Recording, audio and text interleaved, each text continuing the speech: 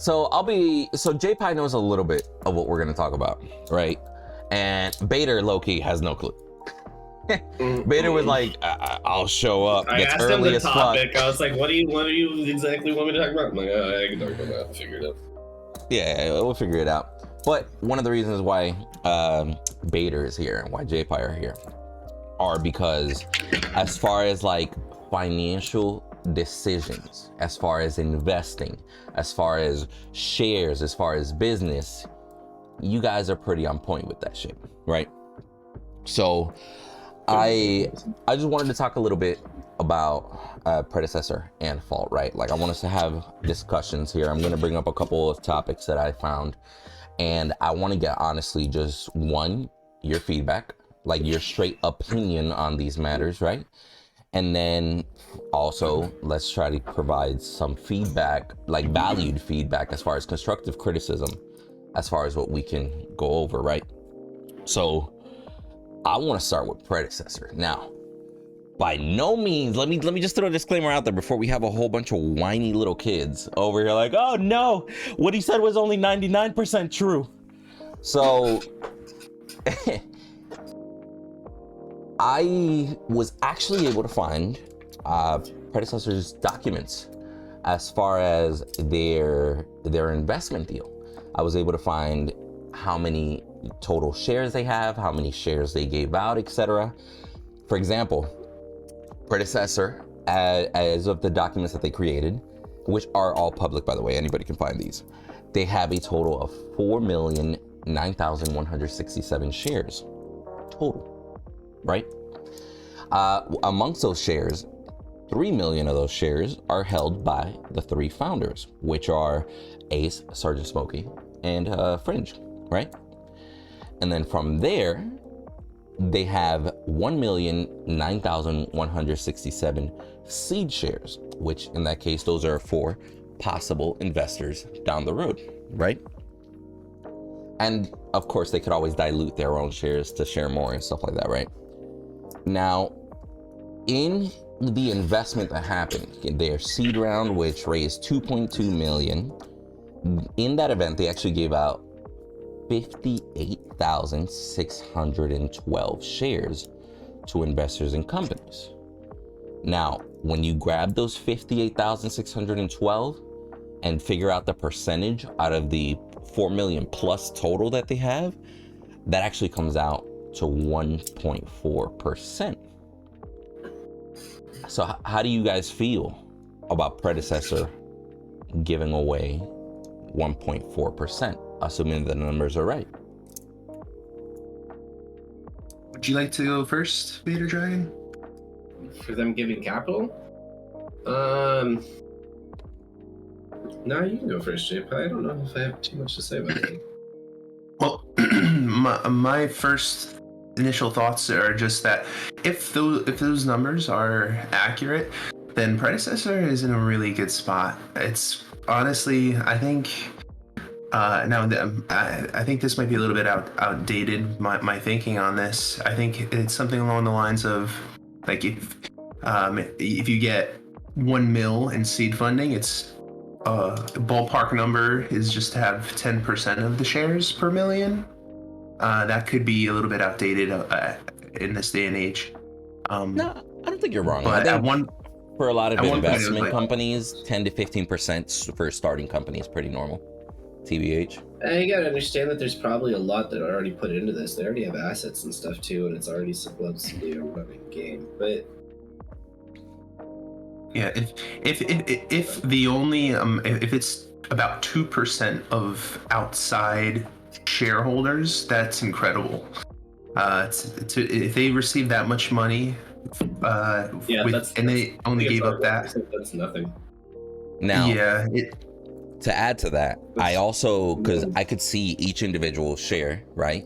And I could see what each share was valued at. Because sometimes, you know, when you have different stocks, different classes, each one is valued a little bit differently. Overall, what their documents say, and, you know, this is at least just going based off of the papers that I found. As far as total shares and what the shares are valued at, I did the math and it comes out to about like a 16 million. valuation off of those shares. Which, when you consider that they could easily put the spin of, hey, we already have 12 million in assets combined, right? So that could help increase the value of it. And be mindful too, they got 2.2 million. They only gave out 1.4%. But don't forget that there's other ways of getting capital that doesn't necessarily have to be given through just straight like equity shares. You feel me?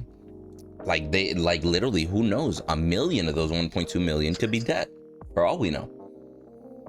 It's very possible. A company could easily be like, hey, you know what? Just give us 1%. Here's this much in debt. Just pay us back. You know what? We can make it no interest. We can make it just 10% interest. Like, that's why it's very hard to guess fully. And that's why I'm saying, like, at least as far as the numbers that I see here, as far as shares and everything, it's about 16 million. But it's really hard, specifically for a technology company, to be able to actually put in a solid value, right? Like, they could easily make a spin. So wildly, your worth is so wildly inflated upon like what your like product could potentially perceive, or like no one would have perceived that Fortnite was worth a couple billion when it first, became its little build-a-wall game. True. Save the world back in the day. It's like that's the reason tech companies are so hard to, because there's no capital to accumulate your worth with. There's no normal means to go about looking at what you own, because it's not physical. Now, it's hard to judge the potential. It's hard to judge what it could be. I don't, as far as the value of Omida Studios, for me, I don't feel well enough to speculate on that. What I am really interested in is, I'm really curious about how they're going to pay back the investors, because I've thought about it, and, a lot of the assets that they use are high fidelity assets that are, you've had like people who are basically masters at the programs that they, like whatever they use, Blender, create these assets. So, I mean, in a MOBA like Predecessor, it's gonna be a little bit different than in a MOBA like League of Legends or Dota, those assets where are worth more. Yeah, like having the skins. I think if they do something that Dota has done, maybe create like a workshop where the community can submit skins and then they could possibly find their way into the game. That would be probably an ideal situation for Omida. But yeah, what do you guys think? How do you guys think they're going to monetize the game? Because I mean, they 2.2 million, we can, if they have to pay back double the profits, essentially. I don't know what the time frame is, but how are they going to make more than 4 million in revenue in the first couple of years? How do you guys think they could do that? So I think it's actually easier than we might think to make that sort of money, right? Especially with like the kind of backing that these games already have. And you got to be mindful too, if there is any sort of loan, any sort of debt involved, it's pretty fair to assume that most loans or debts at least extend for a year, 2 years, 3 years. You feel me? Like, I don't like they could have like a super short debt of like 6 months, but I don't think they're, quite frankly, naive enough to do that. I think they're gonna go with the safe side. You know what I mean? What were you gonna say, Bader? Yeah. They got a grant as well, which is, in my opinion, I don't think they have to. Not my opinion. They don't have to pay back that as well. So I mean, that's a big starting capital that you just have. But well, I will say the grant, it was a very smart marketing move. because they announced it like, hey, we have an Epic grant, basically almost like announced like, hey, Epic blessed us, so to speak, right? So it was very, very smart. What wasn't disclosed is that the grant can be anywhere from 10,000 to 500,000. Yeah, that is true. So we don't know. They easily could have just got 10 grand, because arguably all you have to do to qualify for even applying is just be working on a project in the Unreal Engine, right? They'll give them not only money, but they can easily get some hardware out of it too. It's like, hey, you need better processors to be able to run your shit at max and, you know, really stress test for us. Help make not only our engine better, but help make your game better. Sure, we'll give you a brand new Ryzen 7, whatever. So that's another one of those things. Like, they were very, very smart to announce it. Like, the implications of it far outweigh, like, the value of the implications outweighs what they could have actually gotten. Even if they only got 10,000, the fact that they're announcing that Epic gave it to them, like that blessing, I think that pays for itself, low-key, like tenfold.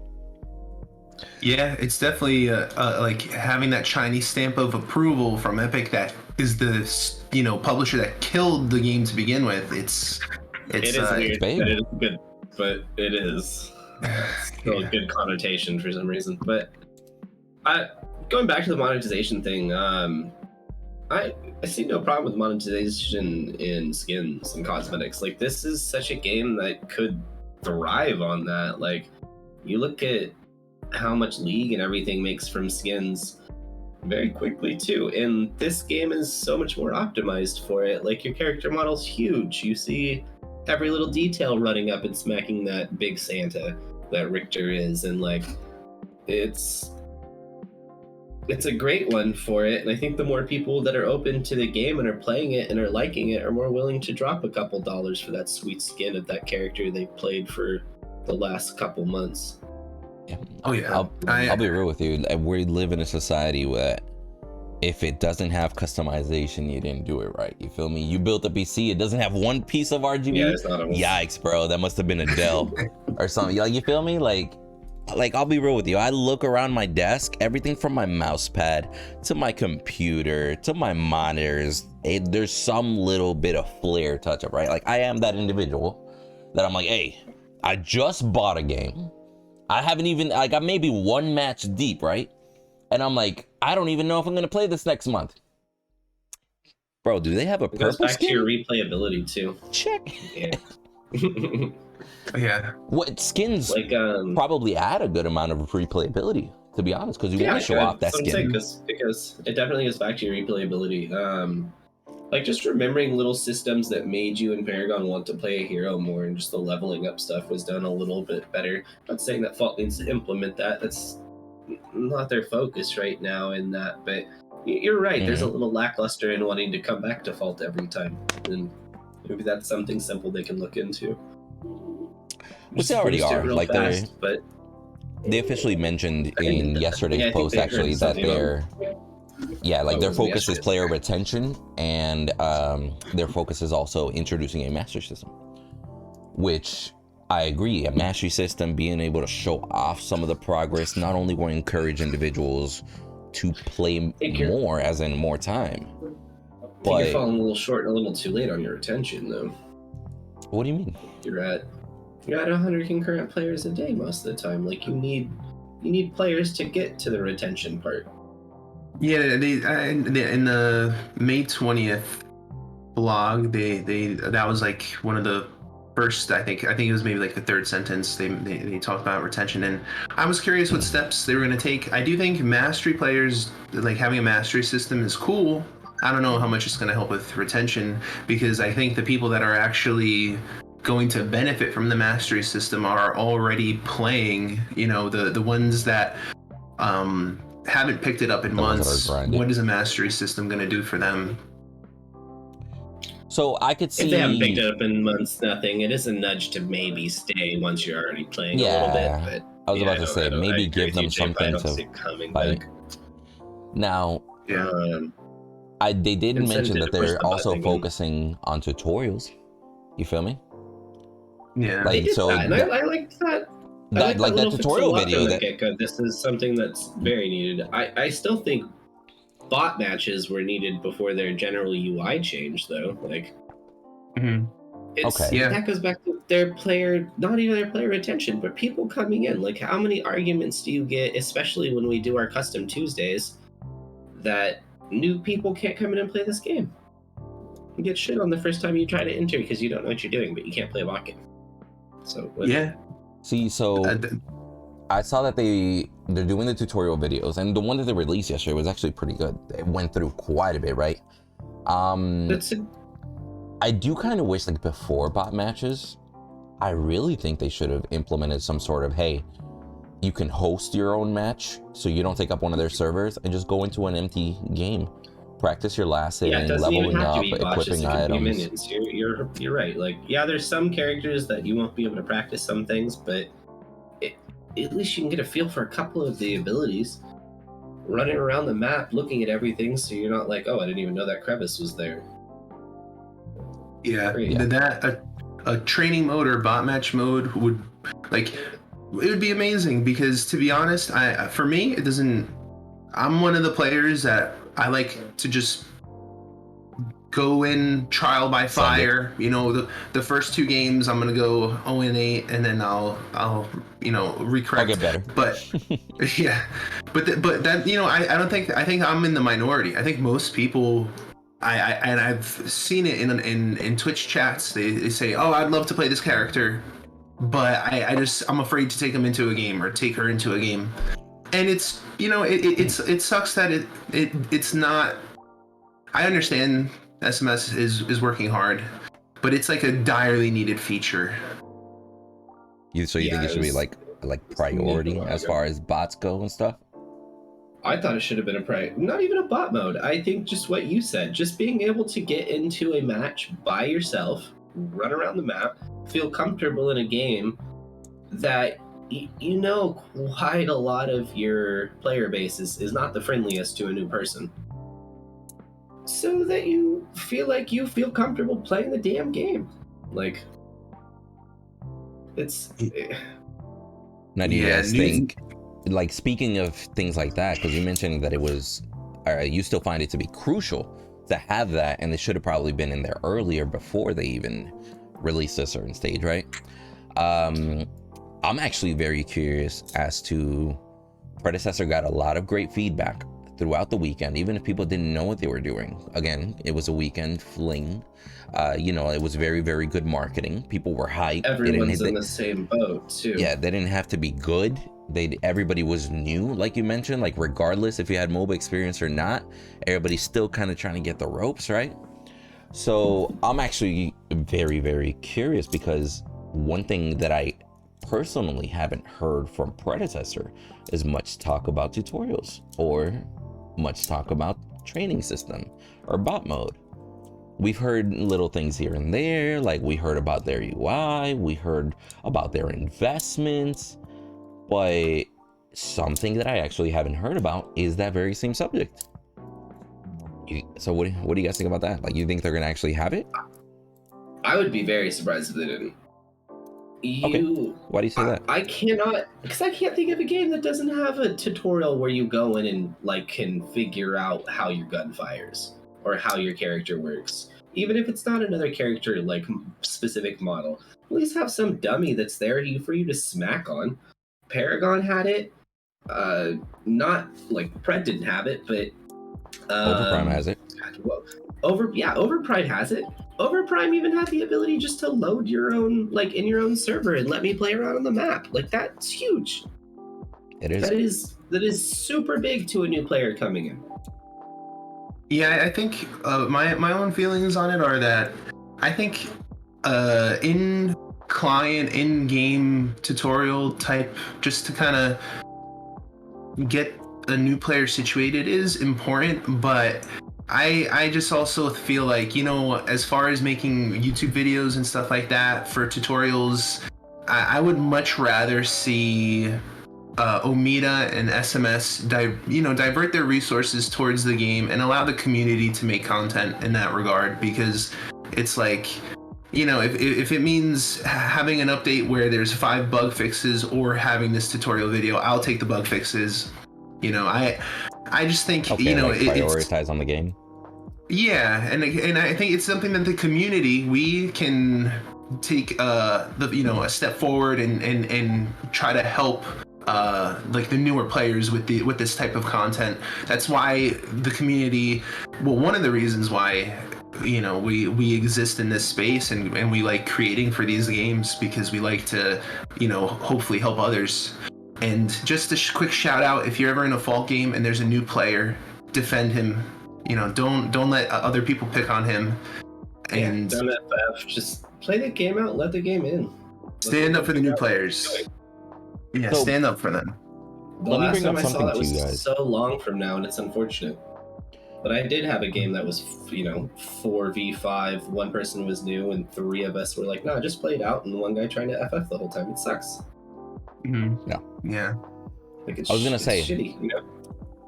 what feedback would you guys give to these companies? Because one thing that I've noticed is starting to happen in Fault, and it easily could happen in Predecessor as well, right? Imagine you have, let's say 10 streamers, right? From what I've seen, there's at least 1 out of 10 streamers that is streaming the game and BMing the game nonstop. And I'm sure you guys have run into individuals like that. Like somebody that's streaming a game, like they're either streaming Overprime, or they'll stream Predecessor during that, like those weekends that they had, or they'll stream Fault, and they just won't stop low-key shit talking the game while they're consistently playing the game, which is kind of ironic. Yeah, which is like kind of ironic, but that's also could be potentially harmful, not only for the game and the company. You get me? That's literally an active billboard that's there just shit talking. Like, how do you think, like, you know, Predecessor and Fault should handle situations like that, if they even can? I mean, there's always going to be that base. It's a video game. There's going to be toxicity. You don't kick out every person, you know, that's still an advertiser for your game just because they have an opinion that's always going to be salty towards it. That's just inherently going to be there. It's unfortunate that it is a 5v5 game where it's very competitive, and it is meant to be snowbally. So if someone is doing well, you're probably going to hear a voice out of that 1 in 10. And you know, it's you know, it's a hard balance. I get what you're saying. The maddest and the loudest voice is always like gonna kind of screech out through that void, and you know, unfortunately, in this type of game, I think you're always going to see it a little bit more. As for my thoughts, I welcome it. I don't see it as a problem. I honestly think that Fault and Predecessor, they should have voice in there, so you can just voice chat with your teammates off the jump. If somebody pisses you off, you just mute them. And it's, you know, I would say it sucks, and it does happen that people are they could be overly aggressive and negative, and you know, but it's not really representative of the gaming company itself. They can't be held accountable for what a streamer does. That, you know, he could just be, I don't know, having a bad night and he takes it out on his teammates. They can't be held accountable for that. But you know, the thing is, you never know how it's going to turn out. Look at Tyler 1. He was one of the most toxic streamers in League of Legends, and so much so that he got banned from the game for like 2.5 years. Times. Yeah, he got banned repeatedly, and he still wouldn't stop playing it. That's low-key an addiction. I'll be real with you. Like, when you play a game 12 hours a day, even when you're banned, that's that's a monster. That's a monster, to say the least. But you bring up a good point, because an individual like that, even though was sharing so much negativity about the game, they were able to work with that individual and low-key turn his negatives into a positive, almost like turning him into an asset of raw information that they didn't like. But it's like, yo, maybe we should work on these things, so not only so we can shut this asshole up, But where I'm sure if he feels that way, there's a million others that feel the same way too. Yeah. So, Oh yeah. And even to your point, turning it around, he went from, you know, being the infamous banned streamer to being invited to all of their events and being like thrust into the crowd. You know, he butters everyone up, he makes them laugh, and everyone loves him now. He's like, now the League of Legends events, they want him there. They want him to be involved in one form or another, just because he helps bring in eyes. He helps bring in, you know, people who want to watch and get involved. that's a His great trolling point. their stream didn't hurt and getting more views, but Yeah, bro. Like, isn't that kind of crazy? making his own. Oh yeah, that he made his own he made his own competition and was like, oh, it got tons and tons of views. Yeah, Bro, I find that's great. bonkers, but super smart on Riot's side. The fact that they You need to turned poke that fun at huge, yourself too. yeah, but the fact that they turned that huge possible negative, because it wasn't full negative, right? The fact that they turned that huge possible negative and turned it into an asset is like, hey, we low-key hate this guy. He's kind of making us look bad. Let's invite him to a tournament. What? You feel me? Yeah. It's like, let's kill him with kindness type of shit. yeah. It's actually, it was fucking brilliant. I don't even know any other words to say. Like, Yeah, shit like that's brilliant. There's always going to be something. I guess I shouldn't change my phrase. Fault's going to be a fluid game. It's MOBA. MOBA games are always going to be fluid, and there's going to be some saltiness from something, you know, that may be true and that may be not true at the moment because your game is in a state where someone's, you know, favorite hero doesn't work at that moment or something of that sort. It needs to be, you know, Tyler won. Make it funny. It's something that's just going to be that way. Yeah, MOBAs are ever changing, ever evolving. You can't be upset because something's OP at the moment because it's just the way MOBA is. Your game is going to become stale. There's not something broken, then it's not working right. You brought up a great It's point. supposed to be fluid. Yeah, you brought up an excellent point. There is a traditional way that MOBAs are, right? Whether it be on the side of toxicity, whether it be on the side of, hey, broken heroes on release kind of happens, you feel me? It helps promote that hero. Who knows if it might even be intentional, you know what I mean? Arguments could be made. There's a general way as to how MOBAs work. Now, do you think that these individual companies should continue in those footsteps? Should learn from their big brothers and be like, hey, this is how MOBAs work. We're gonna stick with it. You think they should kind of rewrite the book as far as everything goes? You're a different MOBA concept. Like, obviously, you're pulling from things that already existed there. Like, some of your hero concepts, some of your things that are gonna work are gonna work. You're a 3D MOBA, you're different. You know, take from the people that have previously made games and been successful, or people that haven't been successful. Maybe they had good ideas, but just didn't work for their game variant. They didn't execute it, maybe. Okay. You can't be afraid of making mistakes and like losing people in a MOBA, because it's gonna happen.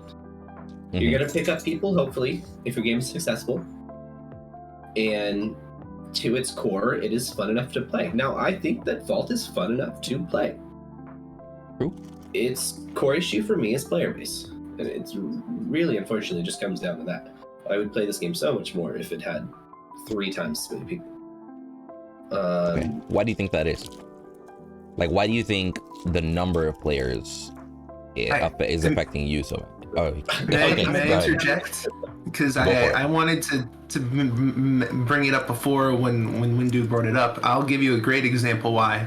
So, you know, Windu, when you go live at 12 and Russ also goes live and then the queues start happening, that's part of the reason why.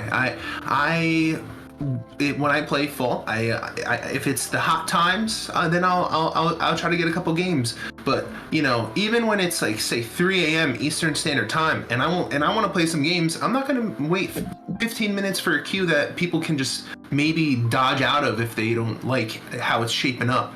You know, and then it's like if you don't get the games during the times that you can actually get a game, you're not gonna play.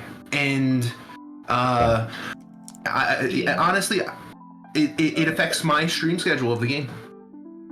I mean, I don't stream. I don't like my gaming hours to be put on a clock. I can't sit around and play an hour game all the time in my life. And just like you're saying, I have much more time than a normal person. You're telling me a normal person can sit down and wait 15 minutes plus to start a 45-minute match, or to walk away. I will give it to Fault. I did play Paragon. I played a lot of Paragon, and I did sit around in 30-minute queues to play the damn game. Fault is miles above that. Okay. And they do not have as many people. So it comes back to player base. I can't really fault them for that's a very good point. That being an issue, because I do think that they are miles above what Paragon had at that point in their ability to match players and at least pull people together. At least they're trying, and I understand that, and I do see that. I think Q time's the problem. I think it's just player base.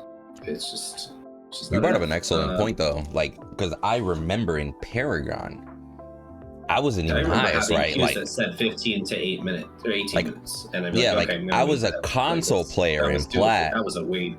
Yeah, I was a console player in Plat, and I still had to wait half-hour to hour queues sometimes. You feel me? That's there, but like, given that, like, this is a fun game. Like, people are watching it. You're telling me that a game that has 300, people a day, and I go into, 10 streamers watching it a day, there's more people watching this game sometimes than playing it. It's a fun game. That's interesting. Yeah. It is fun to watch. True. Why aren't people playing it? You're telling me that you regularly have about the same amount of people watching it that you do playing it. Why aren't they playing it? Why aren't those converting over? Why are they watching? Why am I watching instead of playing it? That's a good point. I think a lot of people it's that nostalgic love for Paragon. Even I think there's a lot of people there's a lot of people on Twitch that I interact with regularly that don't have the game because they just don't want to pay $20, but they will watch it, and they're in the chat and they're talking about it. I know one guy off the top of my head, he's like educating me on the game, and he doesn't even play it, and he's telling me, okay, this item scales this way and this happens like this, and it's cool. People are involved and they want to play, but why don't they? I just think also because, with all due respect, Fault is a little bit rough around the edges. There's a lot of areas of the map where it just feels absolutely terrible when you're running away and you just get caught on like an invisible corner for a half second, and that half second is what allows the enemy to close the distance and get you. Those moments feel horrible. And there's just like some interactions throughout like that are also a little bit janky. If there's an incline and the enemy is at the bottom of the incline and you're at the top, sometimes your abilities just don't even hit them. I guess it doesn't register because of the height, but those kinds of things hurt Fault. Absolutely do. Overall, still a lot of fun, but it needs, in a game that Fault, I know they want to be competitive one day. Those types of interactions and parts of the game have to be immaculate. Like the of course bugs still happen in Dota and League, but not to the frequency that it does in Fault. So I kind of want to counter and challenge that thought process. Just kind of playing devil's advocate here, because one could argue that the whole purpose of the early access is to make sure that, hey, the more frequent a bug or an incident happens, arguably it should get more priority, right? For example, the Kalari bug that just got fixed, that was happening for a while. They were trying to narrow down how to fix it, etc., and eventually they did fix it. But I guess it would come down to, especially having a small studio, what should be prioritized? What should be, how do I say? I mean, I guess prioritize would be a good way to put it, because it's one of those things that, let's say the map bug, right? But if you have a current bug on a hero, which would you rather have fixed first? You follow what I'm saying? Like the map bug, you're only gonna run into that one scenario in that one corner. Maybe it's consistent, right? And maybe it's something that could be easily fixed.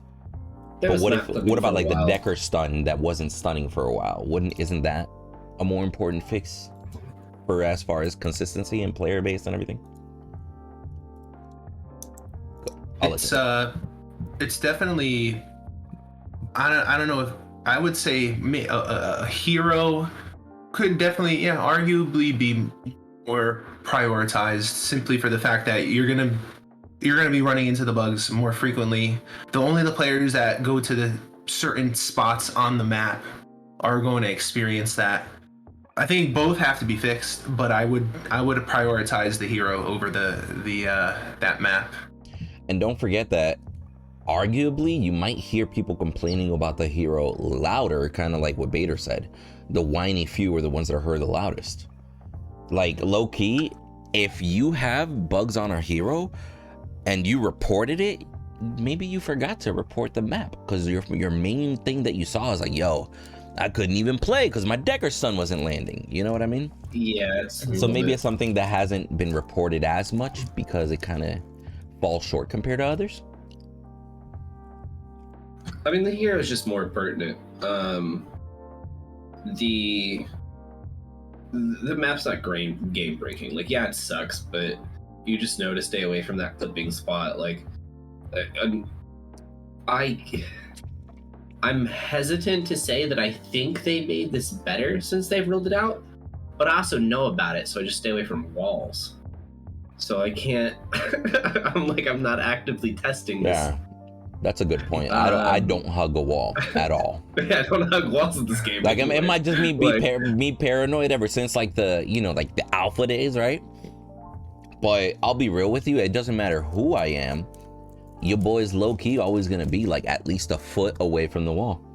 Low key, especially those random little spikes that are in the game. Like, yeah, like I'm chasing somebody. Anywhere near those fuckers, like just whoop, big round. Yeah, this ain't Formula One. I don't gotta hit that apex, bro. I'm gonna be real with you. I'm just gonna be like, woo, yeah, keep going. I'm sure. My business. I'm sure that'll come with polish and just cleaning.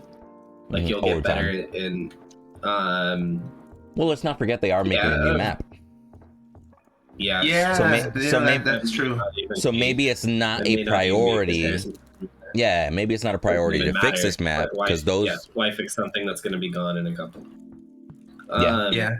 That's a good point bringing that up, because that's 100% true. If I didn't read too much into them making a new map, but I have heard about it, and if that's the case, then that the complaint about the map is pretty irrelevant, because I mean, it's, sometimes like when you kill an inhibitor and you're just trying to run over it, it's just gonna stop you right there. Oh, even though God, that stupid little hole. I hate Yeah. it. That's the only where the turret was. Get stuck in the most. The turret hole. Oh man. Yeah, but I fall into that all the time. Or when I'm trying to run at the core, and then I get stopped at where the turret was. I'm like, fuck, jump. Yeah, you gotta jump. Hit that jump. Minion wave sandwiches you in. You're like, oh, well, this is death. This is a dumb death. I mean, I'll be real with you. Like I've run into that turret situation, but then at the same time, like my common sense also is like, I'm a dumbass. Cause like low key, like I got stuck. I know it's there, and I still got stuck. And then on top of that, I'm like, all right. So if you look at this little hole, it's an actual ledge. It's not even a rise, right? Like as far as asset goes, it's an actual fucking cubby that the turret sits in, and my dumbass walks right into the middle of that little cubby, and I'm like, you can't get stuck in it when the turret's there, and for some reason that just fucks with me. Like, it's just, there wasn't a hole there when the turret was there. Now there's a hole there. And well, it's because the turret was there, bro. Get rid of a plant. What was there? You feel me? It's a little hole where the fucking plant was. Low key. I guess, man. The other towers don't have that dumbass hole. but I guess they're like crystal things coming out. But... No, so they do. It's just, if you look at the other towers, the actual structure surrounding area, right, is a plain flat surface. The inhib is the only one where half of that circle is elevated higher. Yeah. To provide a little bit more elevation, like, you know, I have the high ground and I'm defending sort of shit, right? I don't know. It's still like a weird clipping issue, but I guess that makes sense if they wanted it to be a little ledge there for like useful fighting. Yeah, because I mean, we all know, low key, you can go straight Anakin Obi-Wan on this bitch. Having the high ground comes in clutch, right? Like whenever you're on mid and you're in the top ropes and you're about to jump down on somebody, as prepared as you can be, when you have a Sevarog, J-Pie loves fucking playing Sevarog. When you have a Sevarog come off of those top ropes and this motherfucker is now in your face, he didn't have to walk up to you. That's an advantage. That changes shit. So I don't fault them. Get it?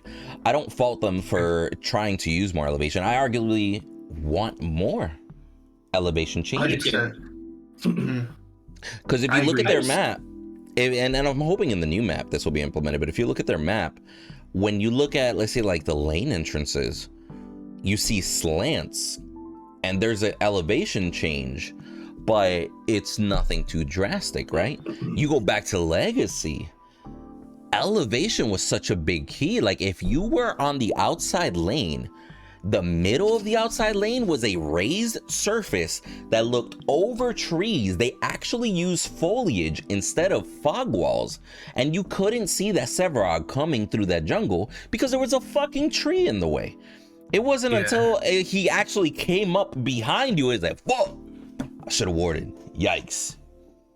So I loved back in Legacy how they use elevation in several different ways. I would actually encourage them to use more elevation. I'd almost like to see it kind of the opposite. Really? Not less elevation, but kind of take the original Legacy idea and have the jungles above the lanes. Oh, I think that that's trippy. Yeah, I think that just some of the elevation spots in Fall just don't make sense to me. Okay. And looking around Legacy and just remembering some of the things, just some of the elevated spots just made sense. Like I look at spots like the elevation that's behind Tier 1 on Goldside. The one that's directly behind it, like that ledge. Sorry, on Fault's current monolith. Okay, on Fault's map. I don't understand some of those ledges. Yeah, Fault's map. I just don't get some of those ledges. And it's just, it seems like elevation for elevation's sake a lot of the times, and not... I see what you mean. Like a good example of that would be that random stair that's on the blue jungle for no reason, that leads up to nowhere. Yeah, why, like, what? Like that one does kind of seem like elevation just for elevation's sake. I don't even think about that one, but that one's an even better example. Yeah. Like I think that could be done better. Like you could add that separation into the elevation for blue, because I don't mind the elevation for blue. I'm not saying you can't do it better, but yeah, it's a nice touch. Yeah. There's a stair. It could be utilized. It could be fought around. You could be caught out there. Red's not as bad. Red does have that ledge at the backside, which can be utilized being up there or being down, but like even that could be still built better. Like there's columns there that are random in the red side that I just not sure why. Columns? I don't know. I'm really excited to see new map, and hopefully want to see them put a little bit more of what they've probably seen from their current map into the new one, just to make better elevation spots. Because they do have something very key in a MOBA here that no one else has that they can do. Because you do even think of other third-person MOBAs, they're still flat. It is a very hard thing to do, and that's why when we go back to clipping, I'll really give it to them. Like, that's fine. Like so many games that have clipping issues, and it's something that'll hopefully be polished out later on. But I just don't see the elevation places that I want. It just doesn't feel good fighting around it. It doesn't feel good, in my opinion, especially for melee. I think they really need to figure out what they want melee to be in this game. Because right now that's especially a big issue, and I think making better elevation areas is a key to making that probably a bit better, because it does make your gameplay a ton different when you have melee and elevation. But it's something you can play around and make your game a little bit better. Yeah, there's I mainly play Sevarog, so I can't utilize the elevation. I think unless maybe I get a quantum shift or whatever it's called, the blink. Yeah. However, there's some like I had a game yesterday which I'll get into with a Greystone mid, and it was played by Jake Sim. He did a phenomenal job, and he was just unkillable. He just in the mid lane, you have that elevated space. He every gank he just jumped right up there. Yeah, and mid's a little bit. Greystone's probably one of the better ones to do it because of his jump and like just the fact that it won't kill him as fast. Him and Gideon can take advantage of elevation better than anybody else. Yeah, and then also one notable spot is in the jungle. On the blue side, there's that ward spot, and Deckers always love to jump up there, and it like leads to the lane. Like you can jump into the jungle from lane, and there like some people run on the wall. Yeah, and that I really like that. I hope that in the new map, Strange Matter Studios, they really make good use of that, because I think it's really awesome. It's just you want to, if you have a character that has a leap or something, you want to give them the ability to just take full advantage of that. Yeah, because it's like if you only have like one or two spots on the like, I feel like a lot of the spots, like you guys said, are not as effective. There's only a handful of spots, but you wanna be able to just have like a map that can really make the heroes shine. And I'm excited to see. I wasn't privy to the fact that they were making a new map, so I can't wait till that comes out. Maybe that's a point to go back to. Sorry, go ahead. No, you go. Maybe that's a point to go back to like the legacy counter to my point too, and to raising the jungle, but to lowering the jungle, because it does help both sides. Say you are a Sevarog and have someone pop down into your jungle, that's going down and being trapped in there is a lot more detrimental now. As well as remembering Paragon, I do remember reasons that they don't want to push because you have high ground advantage in certain places.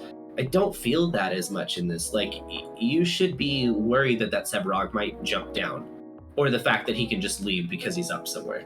I think mid lane is the biggest fear of that, and like you said, the best utilization of. Because it works a little more, because you do have those things where you can jump down from behind someone, and it is good.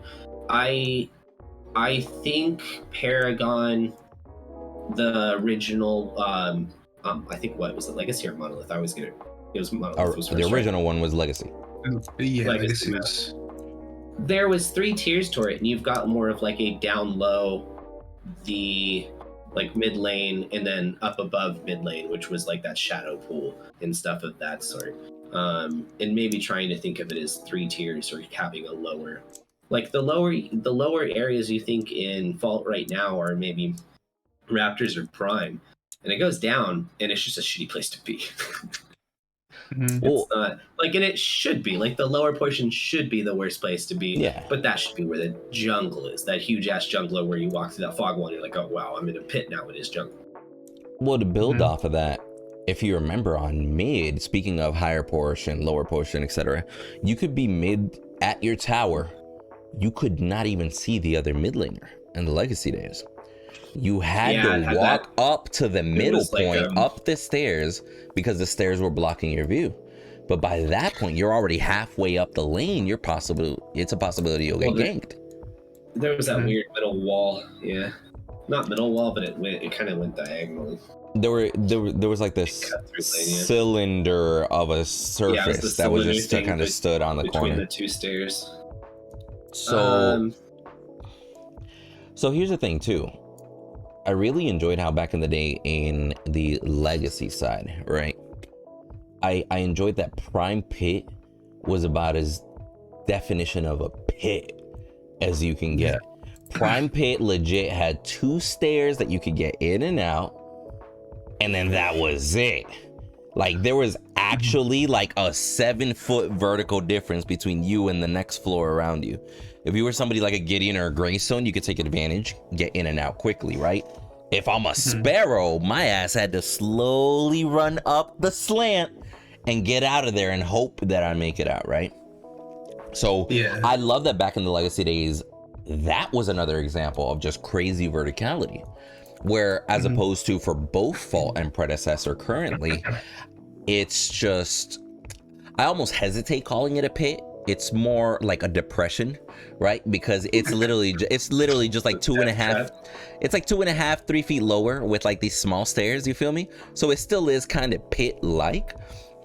But back then, like, yo, if you're in there and somebody shows up, this is a kill circle now.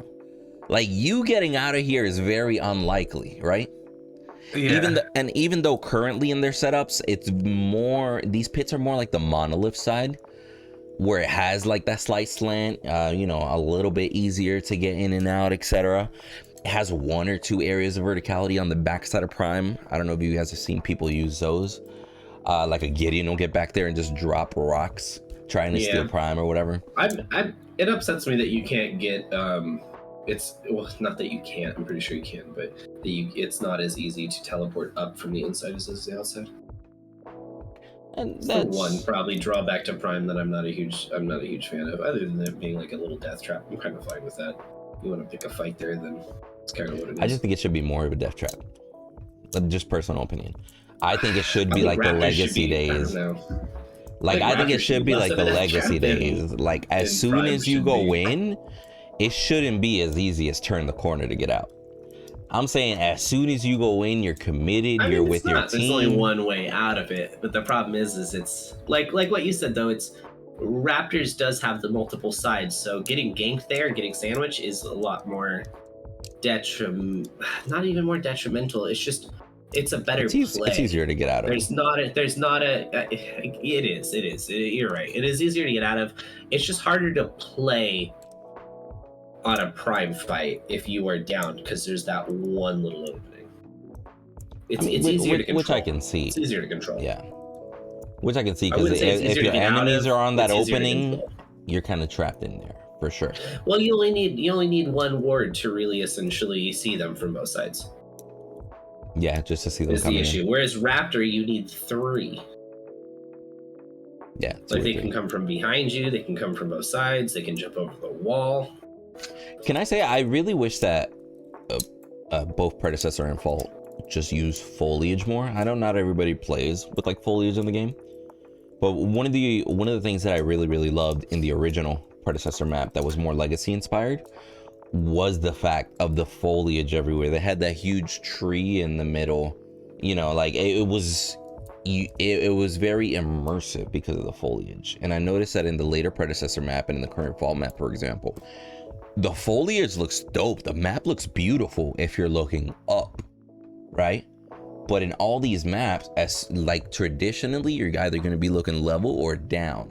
In some of those scenarios where you might be slightly looking up, there's arguably a wall that's blocking most of that, because you're only looking up because you're looking up at somebody on a surface, if that makes sense, right? So I really wish that these games just use foliage more, whether it's foliage on the wall, I mean, I'll be real with you, bro. I'm not gonna complain if I go to a jungle camp and at the corner of that jungle camp there's a random tree there. Like the original Legacy map was really good, that when you were in the jungle, it felt like a jungle. I see vines everywhere. I see trees everywhere. I can't even walk around without seeing a row of leaves just literally above me. Like my entire top corner of my screen is trees. You feel me? I wish they did more of that for more immersiveness. Might cause optimization issues, you feel me? Especially since these games are kind of on the up and coming. Yeah. It looks nice. I don't think it's a huge priority, to be honest with you. I think it would draw back to the clipping issue and stuff like that. Maybe. I want my game to look nice. I fully agree with you. It's not a priority. It's not going to help the game run smoother. No, yeah, for sure. It's having a clean game right now for them, I think, is a bigger priority, especially with trying to get a player base. Like, it needs to feel good, and I guess looking pretty does partial into that, but it's gonna hurt it in a clipping run, in a people trying to get into the game because there's more packets having to be loaded. It's just, correct me if I'm wrong, I'm pretty sure that if there's an individual that like specifies and hey, this is the map guy, right? I'm pretty sure he's not the one that's working on the heroes. Now, I don't know, small company, maybe they got one person doing two things, right? But if there was like a dedicated map guy and a dedicated, coder for like everything else, like I don't know in Fault's case if there's a dedicated map person. I know that they hired individuals with being able to create certain things. Maybe that's the individual creating the new map in the background. You feel me? Mm-hmm. But I really do think that the map and the fluidity of the game are two very different things that they have to work together, granted. But I think that's just two different people. You feel me? I don't think it has to be a this or that. I think it's more of a how well do they work together while working independently, I think. The person that's making the map is probably doing a lot. I'm sure the person making the map is still like controlling a decent amount of the abilities and stuff like that too. I'm sure graphic design and stuff like that, or character models, are done by someone else. Yeah, like art and stuff. But yeah, that's totally making the map is huge. If someone's touching your map base and stuff, I guarantee you that they have other pool in other areas where they're still touching character design and stuff, or not character design, but like actual abilities and stuff. I can see that because again, it goes very hand in hand. Stuff like that. It does. It just really surprised me too. With a small studio, the person touching your map is essentially making most of your game. Like, you can throw different character models on that map and be a different game, but your map's gonna be so much of it. Let me ask you guys something, and this might be controversial to some, but if you guys owned a game and let's say you put it on Steam and Steam causes you to lose a ton of money, I want y'all to talk about that real quick. I gotta BRB for a second. Talk about that one. Like, what would you guys do? How would you react? How though? How did Steam lose the money though? By pulling, it's not like that Steam lost the money. Steam cost you to lose money. Let's say through a bug. Let's say through miscommunication. Okay. Let's say like store problems specifically. So something that wasn't just upfront in what was supposed to be in its contract or something. Yes. Yeah, like something that it should have been a specific way, but because of Steam it wasn't. And imagine it cost you to lose potentially half of the money that you could have made. Yeah. So think about that. Talk about that with each other. Give me a second. Anyways. What's up, JP? I don't think we actually said hi when we came in, did we? Hey, how are you doing? I'm good. How are you? Doing well. Windu. Just not even like setting up things to. Let's talk shit while he's going there, ready?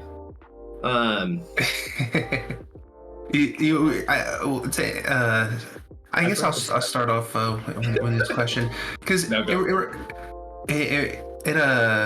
what he said reminded me of, I guess, what Fault went through with their initial release. There was some Steam error where they had to honor the Steam prices that were listed differently, and like I think Steam had some server issues as well, which it was just like a very bad opening day.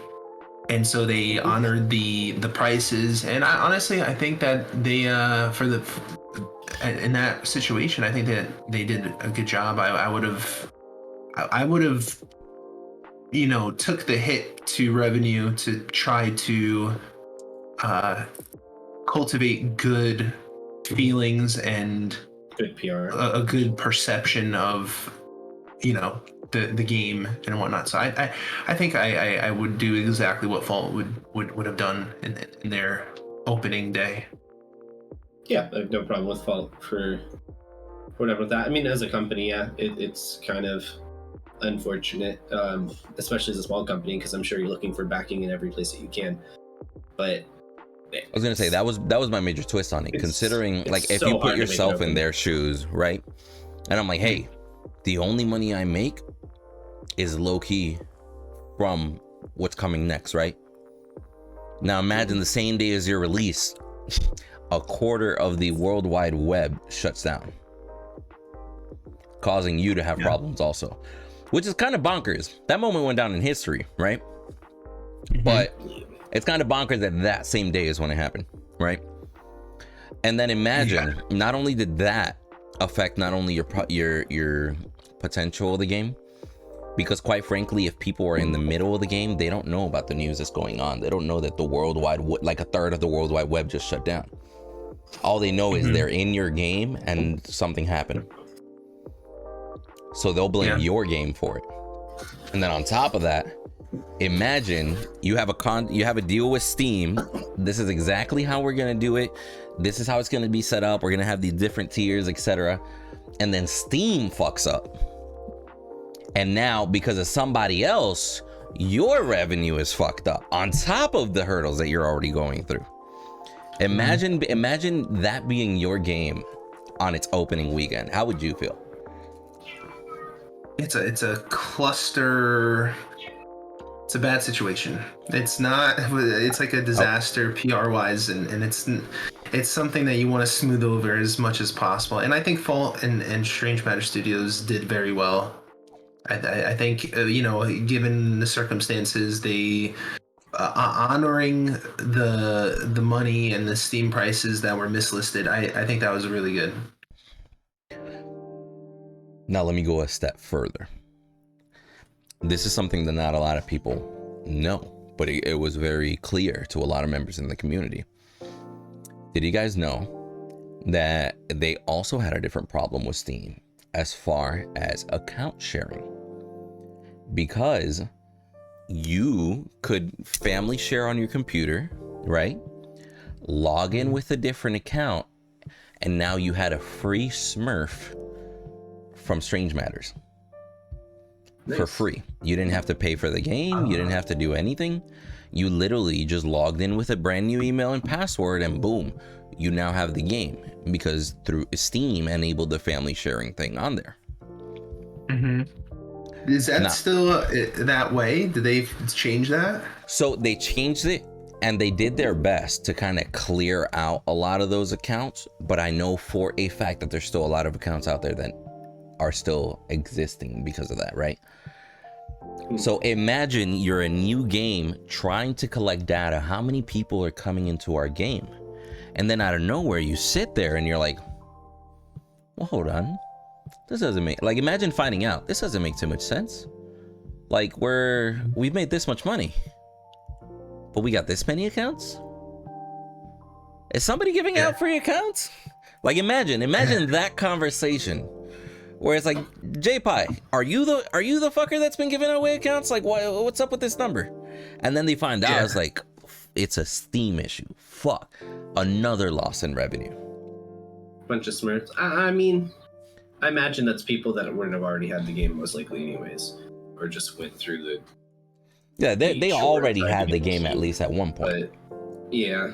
But I'm saying even creating a Smurf is profitability for them, and this early on, right? It's someone playing the game. Like, they're going free to play eventually anyways. I guess if they keep their head afloat, that it won't matter. True. It's small. It's small numbers in my head. Like, you're looking at like 500 people that were playing at the beginning to begin with. Concurrently, maybe triple that to say that that's the amount of people that actually bought the game that just, are playing randomly. It's just not that many. See, but so let me put it to you this way. Like, as far as somebody that likes numbers, right? And it's like, if it were my company, I know for a fact that as of the 25th of May of 2021, there are 54,401 different accounts in Vault that have at least played one game. How many? 54,000? 54,401. Okay. Now, I consulted with a lot of individuals, and it seems like and all of individuals outside of SMS, right? To be clear. Mm-hmm. And they all tell me that there are honestly so many people, because I know of people with 7 different Smurfs and they didn't even pay for a single one, to give you an example.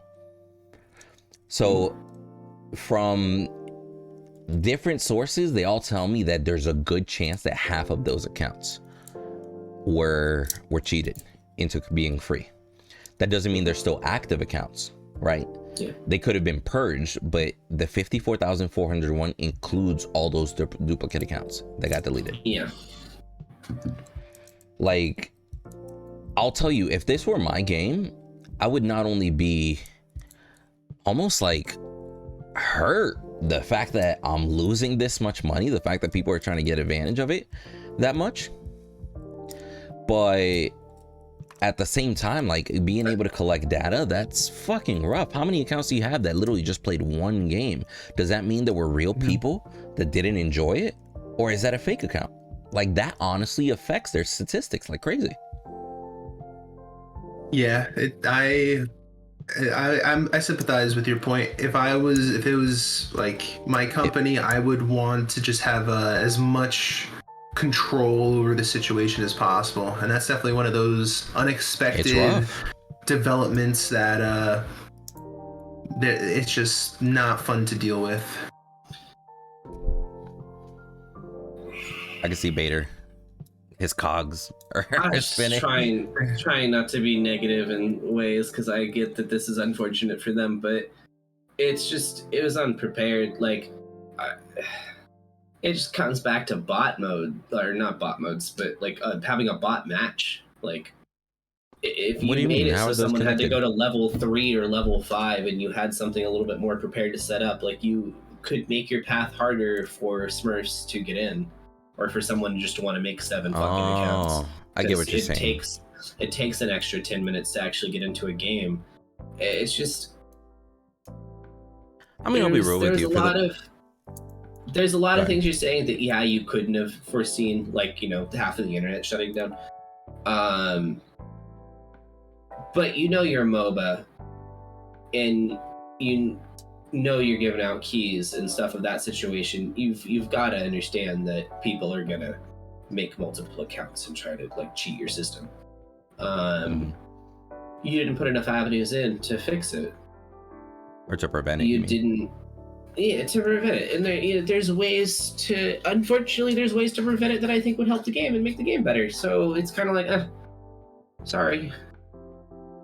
Okay, so I paid $20 for a game that I want to support, and you just don't seem to be hearing and addressing the main community issues of the people that paid you $20. So it just makes me not feel sorry for them. Okay. Like, I really want to commit to you and give you my $20, and, like, I'll give you more, and, like, maybe even buy a skin if I thought this game would work and be, longevity in the long run. She just didn't open it up the right way. No, do you think that could be directly connected? From bumping in because you. It's just looking at a game that should be free to play eventually, anyways. Too, it's like, where's your avenue for longevity and money, anyways? What do you mean by avenue? Like where are they making money from, or? Yeah, like you've got to if you don't have a player base to pull in like skins or something, then the longevity of the game's not going to work. Like, you can't say that you're going to have a free to play game eventually and make it work. And I'm sure it's expensive. Like, dude, have you seen how much a Valorant skin is, man? That game's free to play, but God, $80 for a fucking pack? Right, in the first month I spent $200 on skins. Game. That's so ridiculous to me. But like, I just don't see that for Fault. Like I said, I think you have the character customization and stuff there that it could be. It's there. It looks cool, and people will definitely want to buy those skins and stuff. But your monetization that you lost from opening up your game is gone. Like, it's gone. Just move on. Try to fix your game and pull people in so that you're getting something from somewhere else. The $20 is so measly in retrospect to where your game should end up, in my opinion. So let me interject on that part real quick. The $20 specifically, because if we actually sit here as far as avenues of income, I think we've seen that Strange Matters have not only tested different avenues of income as they should, right? But you mentioned that the $20 is so measly. Let's say those 50,000 whatever accounts, if I literally grab half of that number and do $20 per account, that's $500,000. 25,000 accounts at $20 each is $500,000. So even though it might seem like, because I completely, again, from a business standpoint, even though a lot of people might be against a $20 paid early access, for a company that has no backing but its own, it's pretty normal. And one could argue that even Paragon in the day had its founder packs that you could pay to play early or wait till free to play. So they are following that model, right? And then on top of that, I don't by have how long, I don't know. Hopefully they don't stick to that model for too long, because Paragon didn't work, right? Well, Paragon was what? I think Paragon was pay to play in March of 2016 and then free to play in August of 2016. That's true. That is only about 6 months, 5-6 months. It's not even 6 months. Yeah. So I think that's 4. That's a good point, worth contrasting, right? But Paragon's bigger, so yeah, that's true. Maybe say that's 4 months. Paragon, or not Paragon, but Epic 5 Studios, months for a bigger studio. Maybe it take these guys a year and a half. But coming back, I still, with your numbers, yeah, the 57 would be $500,000. I still think that's kind of measly. Because you've got to think about it. Those 57 existed because of how many accounts actually end up being that way. You said one person had 7 accounts. Yeah. That's why I'm estimating at least like half. Let's take that back down to 3. Say, Fault had 20,000 people pay. Okay. But then you still got to think keys that were given out and stuff like that. When Epic sold Paragon, it was listed as like 16 million in just assets.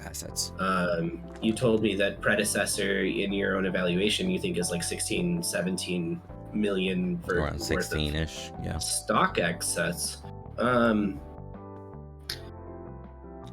That's like worth of your game at that point. Like, I mean, you see mobile phone games going for not billions, but yeah, close to billions, dude.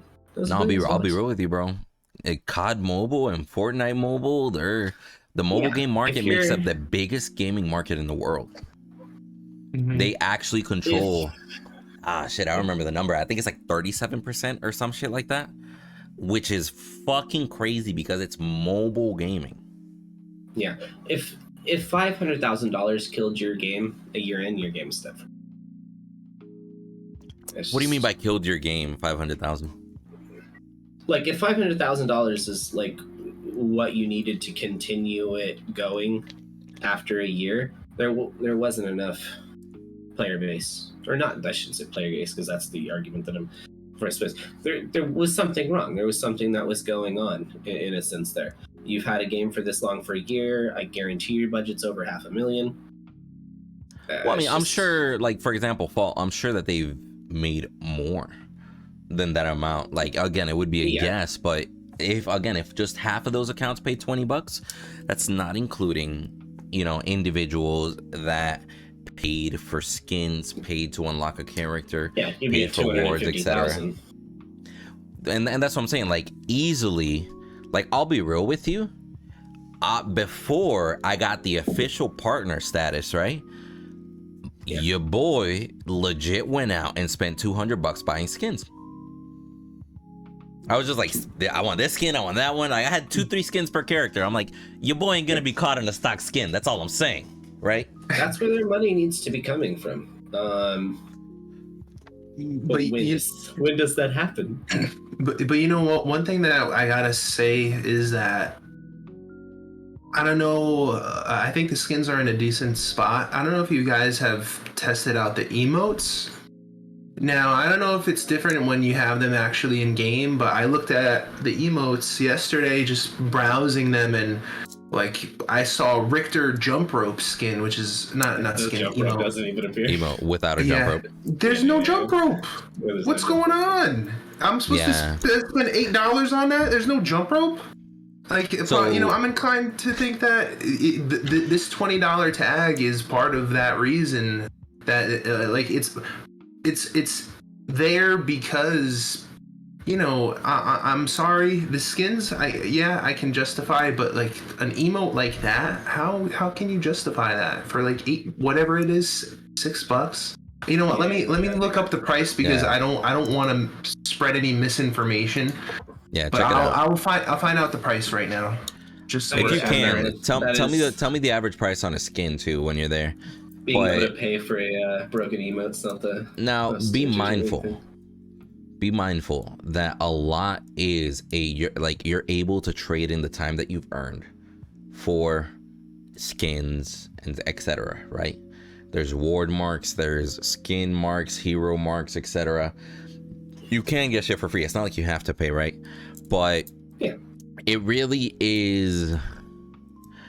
I think because they did specify when Patch 13 got released that they implemented the infrastructure in order to be able to change abilities, effects, etc., which I think is going to open up the door to finally, for example, Richter getting a jump rope, or my Summer Fun Twin Blast might actually get squirt guns now instead of the normal cannon coming out of a squirt gun. You feel me? And so like little things like that I think are now actually a possibility where I think before, the way that they had it structured, it was not feasible unless that rework happened, if that makes sense. Yeah, I mean, I think that's polish that's gonna come. I do agree with J-Pie's like original like comment that it does feel bad. Hard to justify. It does feel bad to like buy the Richter skin, or like it would feel bad to buy that Richter jump rope and then be like, oh shit, this is broken in game. There's no jump rope. You guys are far more sympathetic than I am. So it costs $2.38 USD for this emote, and now I agree. You know, it's cool if it comes in time. That's lovely. But there's no reason why it should be in the store broken as it is right now. I don't disagree. I wouldn't put it in the store if there was no jump rope. Yeah, like imagine you buy like a Game Boy for $2 or whatever, and it's just, you know, it's just gonna work at some point in time. Just don't worry about it down the road. You know, I get what you're saying. It's not a good product. It's not a good product. It's anything that you exchange with monetary value is hard to justify. You feel me? Like if you exchange any sort of money, it could be something worth $1, it could be something worth $20. The issue becomes when you exchange money, you expect more in return, which is why I also think free to play will change perspectives. When people pay $20 and enter Fault, it could be a great fucking game, but people are gonna judge it as if they paid $20. If they came in free, as soon as they join and they look at everything and it's free and they're like, damn, I got all this for free? This is pretty damn good. Let me buy a skin and support them. You get what I'm coming from? Like that, where that change of perception might happen. Yeah, So- people, especially in the MOBA space, they like to support the game, and they like to have, everyone has their own heroes that they gravitate towards, and they like to have that kind of flair. Bro, I don't even play League of Legends, and again, I have so many fucking characters, so many skins that I've purchased. I'm talking about the shittiest carry, the shittiest ADC in League. I'll be like, you know what? Give me that guy. I'm gonna buy that dog skin. Pogma all day. And literally just be like, I'm gonna try and play the worst ADC ever because this motherfucker is a pug running around with a fucking tennis ball. Like, Yeah. I never play the game, but low-key, I'm the person that skins make me want to play the game or make me want to play a character. If they drop I literally have 2 games with Morgesh. If they drop this like sick out of this world Morgesh skin, bro, I would Morgesh in my life. I would buy that shit, and you're gonna see me play Morgesh for like a week, low-key. Get her out of the game, bro. Yeah. If they give me a purple Morgesh skin, imagine a purple Morgesh skin, like the creature coming up is purple or whatever on her ultimate and shit, I would low-key just, all right, bet, fuck it. Like, I got my main mid laner, get me out. I don't even like Morgesh, but I'm gonna play her all the fucking time. I paid for the skin 3 times over. I wouldn't mind seeing something like I mean, it's definitely not on top of my list, but anything for player attention, please. But I don't know, maybe more seasonal skins would be nice that don't come back. Just for people that have played the game forever would be cool. Limited skins, yeah. I don't know, maybe maybe a weekly rotation of a free skin if you play so many games or something. Where people can start like mounting a skin each week a little easier. I mean, they already have that. They already have that without the weekly thing. You feel me? It's kind of hard to implement something like that when you can already gain matter and buy a skin with matter. You know what I'm saying? That's true, but it would be two systems contradicting each other. It's a quick little progress bar to have there, kind of like you already have your weekly challenges. Be like, here instead of amounting 15,000 matter this week, if you play so many games, you get this sweet Gideon skin. Now that would be cool for new skins. Let me give you an example, like the Vacation Sevrog that they teased. I don't know if you've seen this, J-Pie, but if you haven't, you definitely should look that up.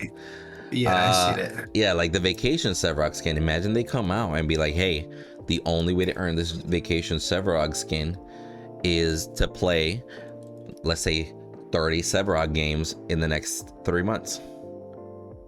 Which That'd is be cool. It's creative. Yeah. It's feel fresh. Me? You get player base.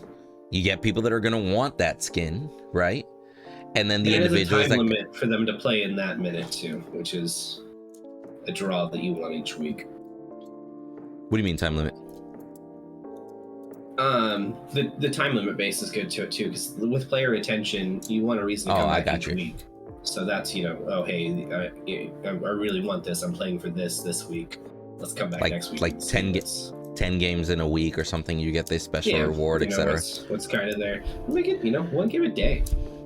Now that wouldn't be too bad. One thing that I hated about Paragon Epic was the fact that those Halloween skins, those Christmas skins, I was like, yo, they're dope. Special event. I'm grinding on Twitch. We're getting all these skins. Let's go. Next Halloween, you can buy all these skins. Next Christmas, you can buy all these skins. I'm like, what the fuck did I grind like literally dozens of hours for if the next year I could have just thrown $20 at it and get them all? Yeah. That's the nature of the game a little bit. I can't hate that too much. I would have preferred maybe a different color slightly so that yours stands out. So there's still variation. Okay, that's not too bad. Yeah, so you can still throw the skins out there. But I can't fault them too much as a company for releasing their stuff later on to be monetized where they need it. But yeah, I think it does feel a little bad. But, yeah, it's a hard balance to strike because you definitely want those skins that are not purchasable. They're the ones that people see in game and they're like, ooh, that was limited time. He got his hands on it. She got her hands on it. And people like that. And I definitely think, but it's hard, you know. With Epic Games, they were trying to make a profit. Tencent was breathing down their neck, and they just, you know, they didn't really have the luxury of time. But you know what's, you know, two things I want to bring up and hear your opinions on. First and foremost, a great way to monetize is, I think, particle effects. You know, you can, the way that you have an emote, maybe you can have a particle effect in the shop where, you know, it's like Morgesh's ultimate is, say you could have the same Morgesh, it just changes one particle effect, like her ultimate, and instead of a big locust Morgesh, it's like fucking butterflies something or some else, shit. like a bit. Yeah, it could be anything. A skull that just like chomps down on them or something. You know, like it could be, you could be creative. And another way to just help breathe life into Fall. Have they ever had a free to play weekend? No, I think they Not should. since the alphas. Yeah, because Like I in mean, the I'm looking alphas, through they their had Steam events page. where they, you know, they gave out keys through their website. Like, hey, it's like, hey, 10,000 keys, and then people just join in and play. Yeah, I really like that point. Like, it pushes back to the whole, oh, this game isn't ready yet. We don't want to unleash people upon it. And like, come on, dude. Like, Predecessor, everyone's talking about because of their weekend thing, and it was like so. I think it would help a lot. It shows that it's still fully not there as a game. But they're trying.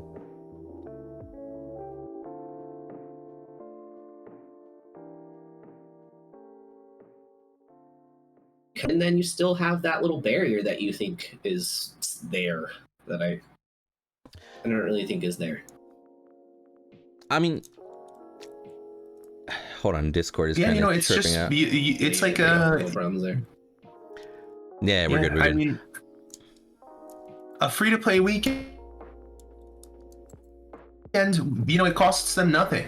It costs them nothing, and you get people who are interested about playing the game.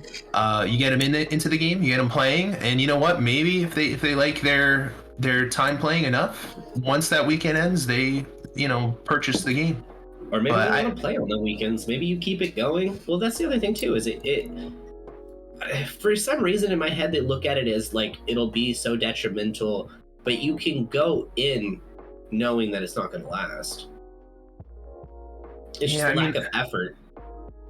Yeah, To see any return. Sorry.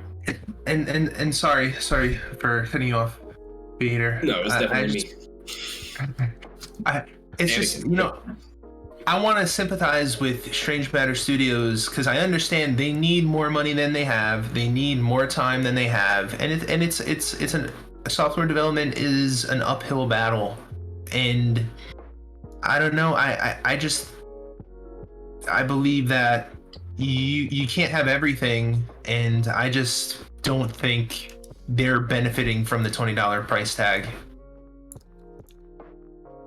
I don't think so.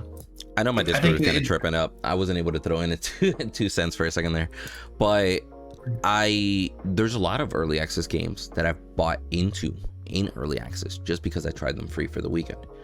Because the initial payment was stopping me. It's like, I'm not going to pay $20 for a game that I might not even like, but I tried it free for the weekend, and I've been playing Hunt Showdown ever since Alpha now.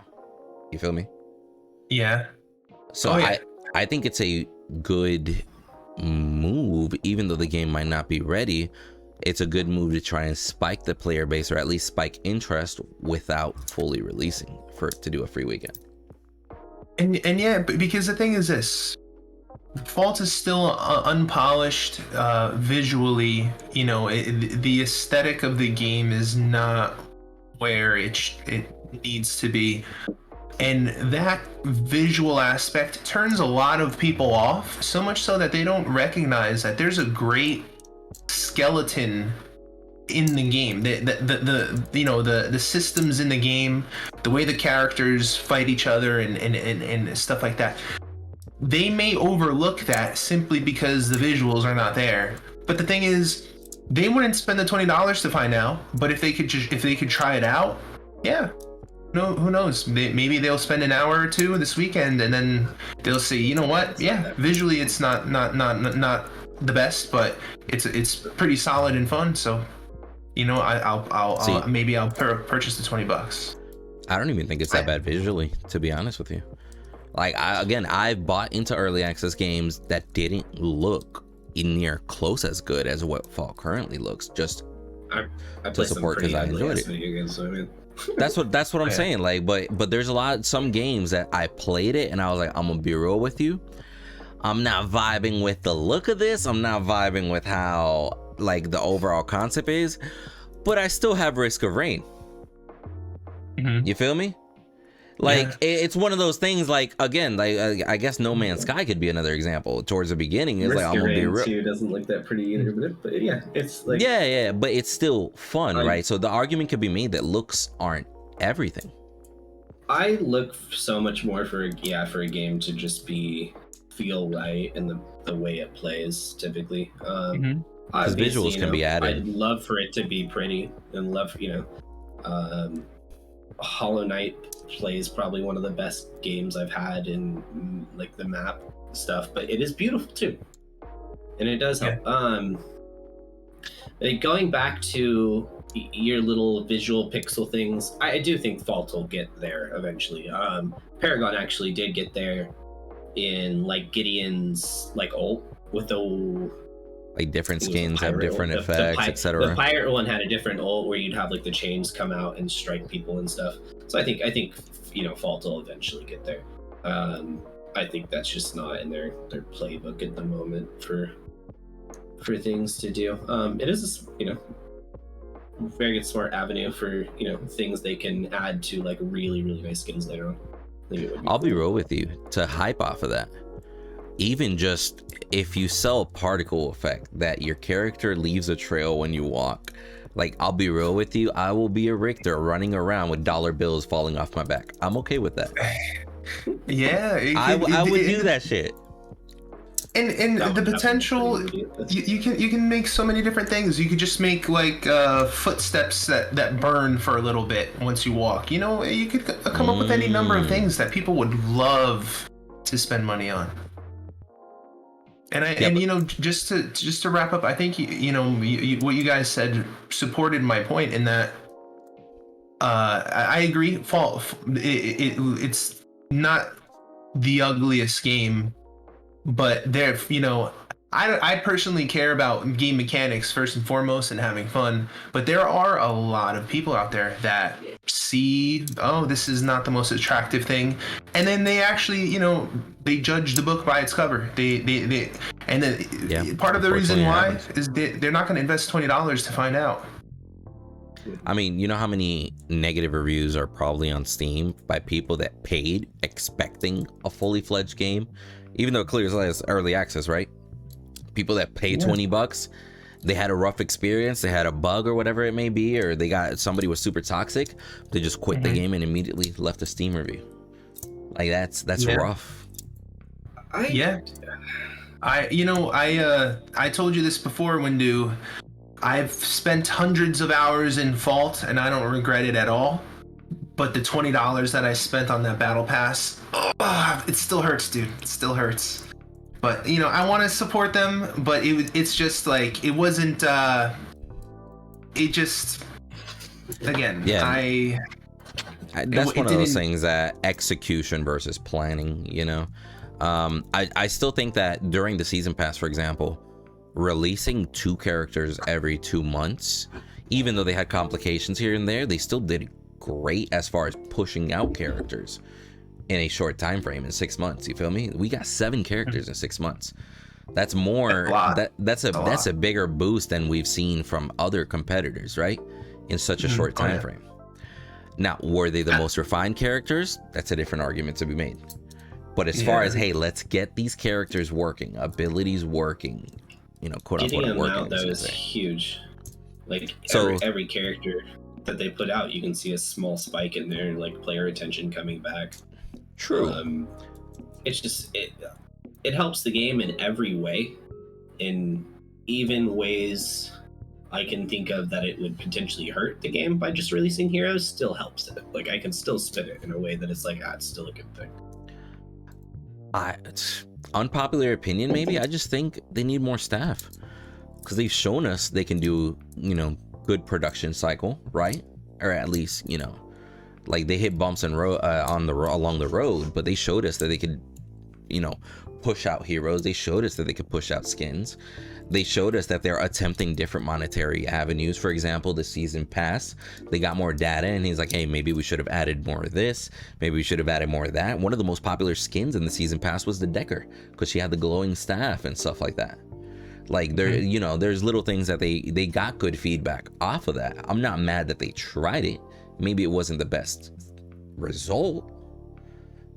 You feel me? Like I try to look at it from both sides. Like if it were my business, did I execute it properly? Maybe not 100%, but the data I got from that next season pass better be fucking fire. You feel me? I'm not gonna fault them. See what I did there? I'm not gonna fault them on their first attempt at anything, but I will hold them accountable for second and third attempts when the first one wasn't successful. If the first one wasn't successful, or if it was, let's say, like 80% successful, right? And the next time they don't give me at least 81%, like they don't show improvement, then that's, you know, ignoring the information. But until I see stuff like that, I'm just gonna take it like at face value and be like, you know what? As a business person, hey man, you gotta do what you gotta do. And I rather them test out a whole bunch of shit now, specifically monetarily, and early access, as opposed to later. Like, I don't know if you guys saw, they added a hero pack now. I think it's what, like $13, and you can get all the current heroes, something like that. Yeah, that's a good idea. Like, testing a hero pack is also clever, because Smite has a hero pack. I think League of Legends just has too many heroes at this point to even consider a hero pack, to be honest. They'd be charging motherfuckers like $200 for 150 heroes, right? Yeah, they make a lot of money to get through their heroes. I think that's a good path. That's a way to get money out of Smurfers too. They really don't want to grind through it. They want to pay that 13, which I have no problem with. If it helps, it helps. Low key. Make them pay. Make them pay to make more accounts and fuck me up. But I'll tell you what. I'll use Smite as an example. Smite has a good variety of heroes. You can earn all the heroes for free in Smite, but the grind is pretty lengthy. I'm gonna be playing for about a week and a half non-stop just to unlock one hero. So, but for $30, you can. Yeah, but for $30, you can unlock all the heroes. Yeah. Bro, my little brother on day one, he's like, yeah, fuck that. I'm not waiting. Here's $30, and he just unlocked all the heroes. You need a lot of heroes, I understand it for that. I mean, maybe, but one could also make the argument that, like, how many heroes do they have right now? Like 20, 21, I think it is, something like that. One could make the argument that for 20, and you start off with 5, so you can make the argument that for 16 heroes, my numbers could be wrong. For 16 heroes, you're paying $13, 80 cents a hero. That's low key a hell of a deal. I think the only people it's stopping currently are the only people that would be pushing to do that would be Smurfers, like I said. Otherwise, I think someone's willing to grind this game a little bit to like start getting the heroes. It's not that lengthy of a game to get heroes through. I'll be real with you. I like Master Pass and hero packs are for people like me. Like, if I want to go mid, I don't want to be stuck with, well, I can only play Gideon and Bellica. Which one should I grab? You feel me?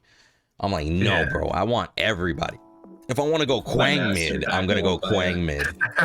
We'll buy a hero pack. You would buy a master, but not the hero? I mean, granted, the master packs are no longer in the store. For that. Which is interesting, because they tested the founder pack idea, etc. They got feedback from it. Not all was positive. And now they're testing out a different avenue, right? Like, instead of different tiers unlocking different amounts, they're like, hey, you know what? Get the game. You want all the characters? $13.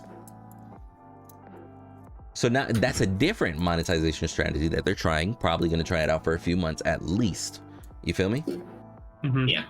And then they can actually consider, it's like, hey, then when they go to full release, which one was more profitable?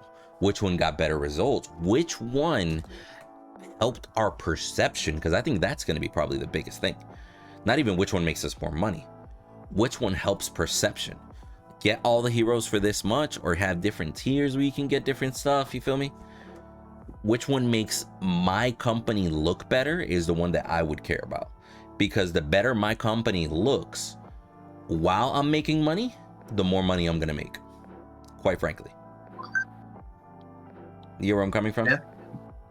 Yeah. I mean, I think that the hero pack thing exists one way or another. Like, you can individually buy heroes, so I don't know, grouping them together as incentives. Yeah, there's a market for it. It's just smart. It's just, why not? I don't see a good side, or I don't really see a downside to it. That's what I should say. Yeah, it's a very good idea that they've implemented it. 100%. It's I haven't played Smite in maybe, I don't know, eight years or something, but I know I got that pack just because. Oh, you got it too. Okay. You see, so anytime you go back to it, even like, let's say tomorrow you decide, hey, we're gonna play Smite for a month straight. That's so an investment that you can go back in and be like, I'm so glad I got all these characters. Or even if you didn't, you can literally just go and buy it. Like, if we decide we're gonna play Smite for a month, that's an option for you. I'm not against that part. I'm really not against that part. I do. No, I was just gonna say, Fault. Yeah, this is the kind of monetize. Like, I agree with this. Some people think that I don't think they should monetize anything. This kind of thing is awesome. This is the way to go. This is them, adopting industry standards that have been tried and true. So it's. What'd you say later? It's not blocked behind a paywall, so I don't understand how anyone could like really complain about it. Like, you didn't have to pay for it. Sorry. Like, you didn't want to pay for it, play the game. Like, you a free game. Yeah. I do think that little piece right there should be bigger, whether it be on the home menu, whether it be when you purchase the game. Make it loud and clear that characters, skins, etc., you can earn for free through playing, right? Because as a new person that enters the game, the average person might get it, but somebody could easily come in and be like, all right, so there's like this currency, I'm getting like 100 currency per game, because there's a lot of people that don't want to pay shit, right? I know way too many people that free is for me. If they have to pay $1, they're not going to try it, right? Way too many people that are like that. So whenever you go in there and you're like, okay, so I have to, like, I'm getting about 300 matter every match, and it's going to cost me like 7,000 matter, right? Do the math. I got to play this many games at that result, etc. Somebody just low-key will be like, okay, now I know what I got to grind for, which is a player that's consistently playing. Awesome. Or they're like, you know what? Fuck it. I'm not waiting. I want that skin next game. Paying money. Like I would do, to be honest. So yeah. I'm okay with like the structure that they have. I just think it should be, you know what I think would be good? Whenever you enter a early access game, a lot of games will give you like that warning in the beginning, like in the loading screen, like, hey, this game is an early access. Please use the report button on the main menu to report anything. All feedback is appreciated. Like, just like a warning intro screen. I kind of want them to do that. For a game that's in early access, it doesn't pop up enough to ask you what's going on or like how it is. Like some kind of small feedback blocker, like even after in-game matches, just being like, hey, how did that go? Like a simple star rating, even, quite frankly, wouldn't be bad. Like, it doesn't have to be. I mean, most people are just going to click through it anyways. You don't have to put a feedback box, but one that's optional would probably be not a bad idea. The problem with just having it the way it is now is most of your complaints are going to be negative and not positive feedback, because it's easier to complain. It always is. Or more people are more likely to jump up and complain. You definitely, I don't know, I think it's just smart. Like, it's definitely a tried and true model. Apps do it all the time, pop up randomly, hey, how do you think it's doing, or how are we doing, you want to rate us? and I don't see why they wouldn't want more feedback. Oh yeah, absolutely. I throughout this conversation, I noticed though you guys value the early access tag far more than I do. For me, it's basically a meaningless tag. And part of the reason why I have been streaming Fault so much and I've been saying the things that I've been saying is because I want to try to prepare them for what's to come, because the entirety of early access Fault, they've been the only next gen MOBA in the space. And so part of the reason why I'm bringing up some of these things is because I want to prepare them for the day that's coming very soon. As of now, less than 6 months or a little more than 6 months, because they're going for the first time. They're going to have their game in a space, sharing that same space with another game. Because Smite, you can make an argument for Smite that they share the same game somewhat, but well, you've got a point though, because it's not just the same type of game. It's the same game. Well, yeah, kind of, right? Paragon successor, same genre, yeah, same assets. So they haven't had to deal with that up until this point. They've had basically free reign. They've been there by themselves, and what I want to get them acclimated towards a mindset of we're no longer alone. We're in a boxing ring with this other studio. What's gonna happen? That's the kind of I want to. Let me give you a better example on that one, because there was somebody before Fault, and that is Overprime, right? But the difference is Overprime had a main idea, or let me say structure of content over quality, right? They pushed out characters, they pushed out maps. They might have not been the smoothest, they might have not felt the best, right? But they were going for it. So whenever you had a competitor like Fault step into the ring, and they're bringing this 50-50 balance, right? Like they're trying to push content, trying to push quality slowly, right? Now, they low-key started getting a lot of attention because there was that mix, right? But then you had an individual like Predecessor join the ring, and their focus was just straight quality. We don't have any extra skins on the weekend. You don't have anything extra. You're literally just playing these 5 characters. That's it. It'll be mirror matches, but fuck it. This is what we get. And it literally... It gave people different tastes, and there's people that prefer Overprime for all the content. There's people that prefer Fault for the balance that they're going for, because Fault, I think, is one of the only ones that from the beginning has put so much emphasis into items and unique item system with favor and all that, right?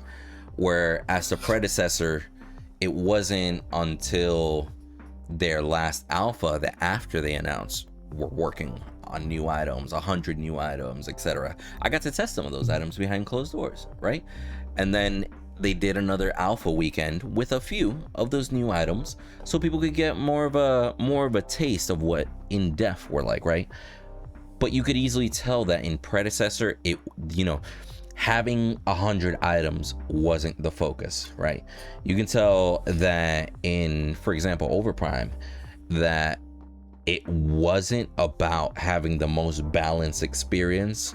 It was more like, hey, we're gonna give you everything and then slowly work on the quality. At least that's the approach that they went to, right? So having 3 people in the ring just got amplified by the fact that those 3 individuals came in with different techniques at different skill levels, right? And and one thing that too many people forget when comparing all these games, let's say for example, Overprime has been technically in production the longest, right? After that comes Predecessor, because not too many people remember Predecessor. What was it? It was April 2019, I think it was their first alpha after teasing it for a while. Not too successful. It literally took them a year and 3 months to come back and do another alpha. And that was at the same time that Fault did their early access. So Predecessor had been working a little bit longer, and that's why, and again, imagine a year and a half with only polishing 5 characters. A year and a half with only polishing 1 map. You feel me? A year, like we saw, for example, what Fault could do by polishing for 3.5, 4 months, right? Imagine what Fault could do if they shut down and polish for a year and 3 months. So that's what I'm saying. Like a lot of people are comparing apples to oranges. Sure, you can compare fruit all day. Like you can have a preference. There's nothing wrong with that. But I really do think too many people just ignore the, you know, to continue with the boxing metaphor, ignore the tenure that some of these fighters have, and sometimes tenure can make a difference. Loki? I think it's a good point. I think that they could have done that if they didn't take money, if they didn't charge people, because then Yeah, you know, I mean, it's they can't early retroactively. Yeah, they can't retroactively go back. Yeah, that Turning it down. yeah, that's like a Blizzard. You know, what is it? That a remaster of Warcraft 3. You ever had that buddy that tries to do something before the rest of you? You know what I mean? Like, it's like, hey, let's do this. He's like, I don't know, bro. That might be a bad idea. All right, you go first. Like, you know what I mean? Like, Fault literally is the you go first of grabbing money. I don't know if it was probably the best at this point. It's, you know, he said, she said, it's in the past. But I definitely know that companies like Predecessor and Overprime, right? They're looking at Fault, looking at all the changes that they're making and taking notes. They're trying to learn from the mistakes of their competitors. But it's just to the point that if Fault hadn't chosen to do it, maybe Predecessor would have come out with a monetary scheme first. Maybe Overprime would have come out with a monetary scheme first, and then, you know, put like on Steam or whatever, and then from there be like, okay, how are the other ones gonna react to that? You feel me? I just think it was unfortunate that they were first, and now they just gotta roll with the punches. Yeah, Strange Matter Studio. I mean, there was an advantage in, you know, going first about it the way that they did. Yeah, because everyone who was, you know, nostalgic. Yeah, absolutely. Everyone who was nostalgic, they wanted to support the project, and I don't think that. I think there's plenty of good that SMS has done for it. Like, kudos to them for being on Steam. Oh, if I'm not mistaken, Overprime's still not on Steam, right? Correct. They're still, you know, coming to it. It is worth being mindful. Anybody that does work on the Epic. Yeah, but I just wanted to throw out real quick. Be mindful that with all these numbers that we're throwing out, as long as you're working on the Unreal Engine, they take 5% of all the content that you sell, all of it, including crowdfunding, including. 5? They take 5%, and then on top of that, any sales related through Steam is another 5%. That's what I was gonna say. So be mindful. So, any sale marketplace once you're in is really good, but a tenth hurts. Oh yeah. Which is why you see Predecessor go to Steam and Epic, because when you're on Epic, those fees are smaller. I think it's like only 2.5. I could be wrong. No, I think you are wrong. Check it out. You see if you can fact check me on that one. Yeah, I actually will. Let me check it out right now. Because I want to say I looked this up when Epic was getting in a feud with Apple. Because I was like, Epic, you're doing the same fucking shit though. No, Apple's a different monster as far as fees, to be honest. Yeah. Like, bruh, the fact that a Twitch sub on Apple costs more than it does on Android or just on the website, it's just like, get me out. Yeah, that's wild. If you're watching Twitch on an iPhone, yikes, I'm sorry for you, bro. You just pull up the web browser. You'll be better. Is it that bad? Bro, so let me put it to you this way. I had an individual that one time bought $100 worth of bits, right? And they asked me, it's like, how? It's like how much is that gonna be? I looked it up on the website and it was like, all right, so for $100 I think you pay like 120, 115, something like that. He's like, no bro, you're lying. It literally tells me right here I gotta pay like 130, $140. It's like they actually add on like another 5-10% on top of whatever you're paying. It's crazy on the Apple Store. So you said Epic takes 12% of everything sold? 12%. Simple answer is what percent does Epic take? 12%. Let me see. Epic's 12 share covers the operating cost of the store and make up his profit. So, yeah, simple answer, 12%. So why would somebody want to go onto, like, you know, the predecessor argument that they're going to be on Epic and Steam is going to Epic but making less money just a marketing move? Because it almost makes it seem again like Epic is supporting the game. Double your space too, though. Well, you know, there's bound to be people who prefer the Epic Game Store, so just making it more widely available is awesome. Yeah, but the argument can be made if you have the Epic Game Store installed, you probably have Steam installed also. Oh yeah, definitely. And if they're Steam both going like to cost the same game. Regardless, you feel me? It's probably not a big game that's going to go free to play too, so having it on every store is only advantageous for you. Yeah, it's just like making it more accessible. I think it's more marketing. I think it's more marketing because because not only can you say it's on the Epic Game Store, so Epic supports us, right? Not only can you say that, but if you have an internal cross-platform system between Epic and Steam, one, it's a lot easier to do than porting to console, from what I've heard. Two, it allows you to put in an infrastructure for cross-platform gaming, right? And three, you get to say that your game is going to be cross-platform on release. How people interpret that is up to them. I just think, even though they might not make the same amount of money, the big brain plays that comes with, I think is the reason why that decision was made. Because if that were my company, I'd do the same damn thing. Straight up. Yeah, I mean, it's why Fortnite was potentially so successful in the beginning anyways too, because they put it on every platform they could possibly put it on. It was a free game. You just do. That's what you do. Well, initially it was only on PC, and then as soon as it gained popularity, they're like, hey, we're pushing this everywhere. We don't care if it's buggy. We don't care if it's buggy. We don't care if your matches are gonna crash. Because arguably, Fortnite was not the best game in the beginning. They just said we're overwhelming the market with Fortnite, and even through as buggy and shitty as it was in the beginning, that shit blew the fuck up. And the argument could be made that free to play was a big reason why. Yeah, free to play, and I wanted to bring this up and hear your guys' being thoughts. Unready.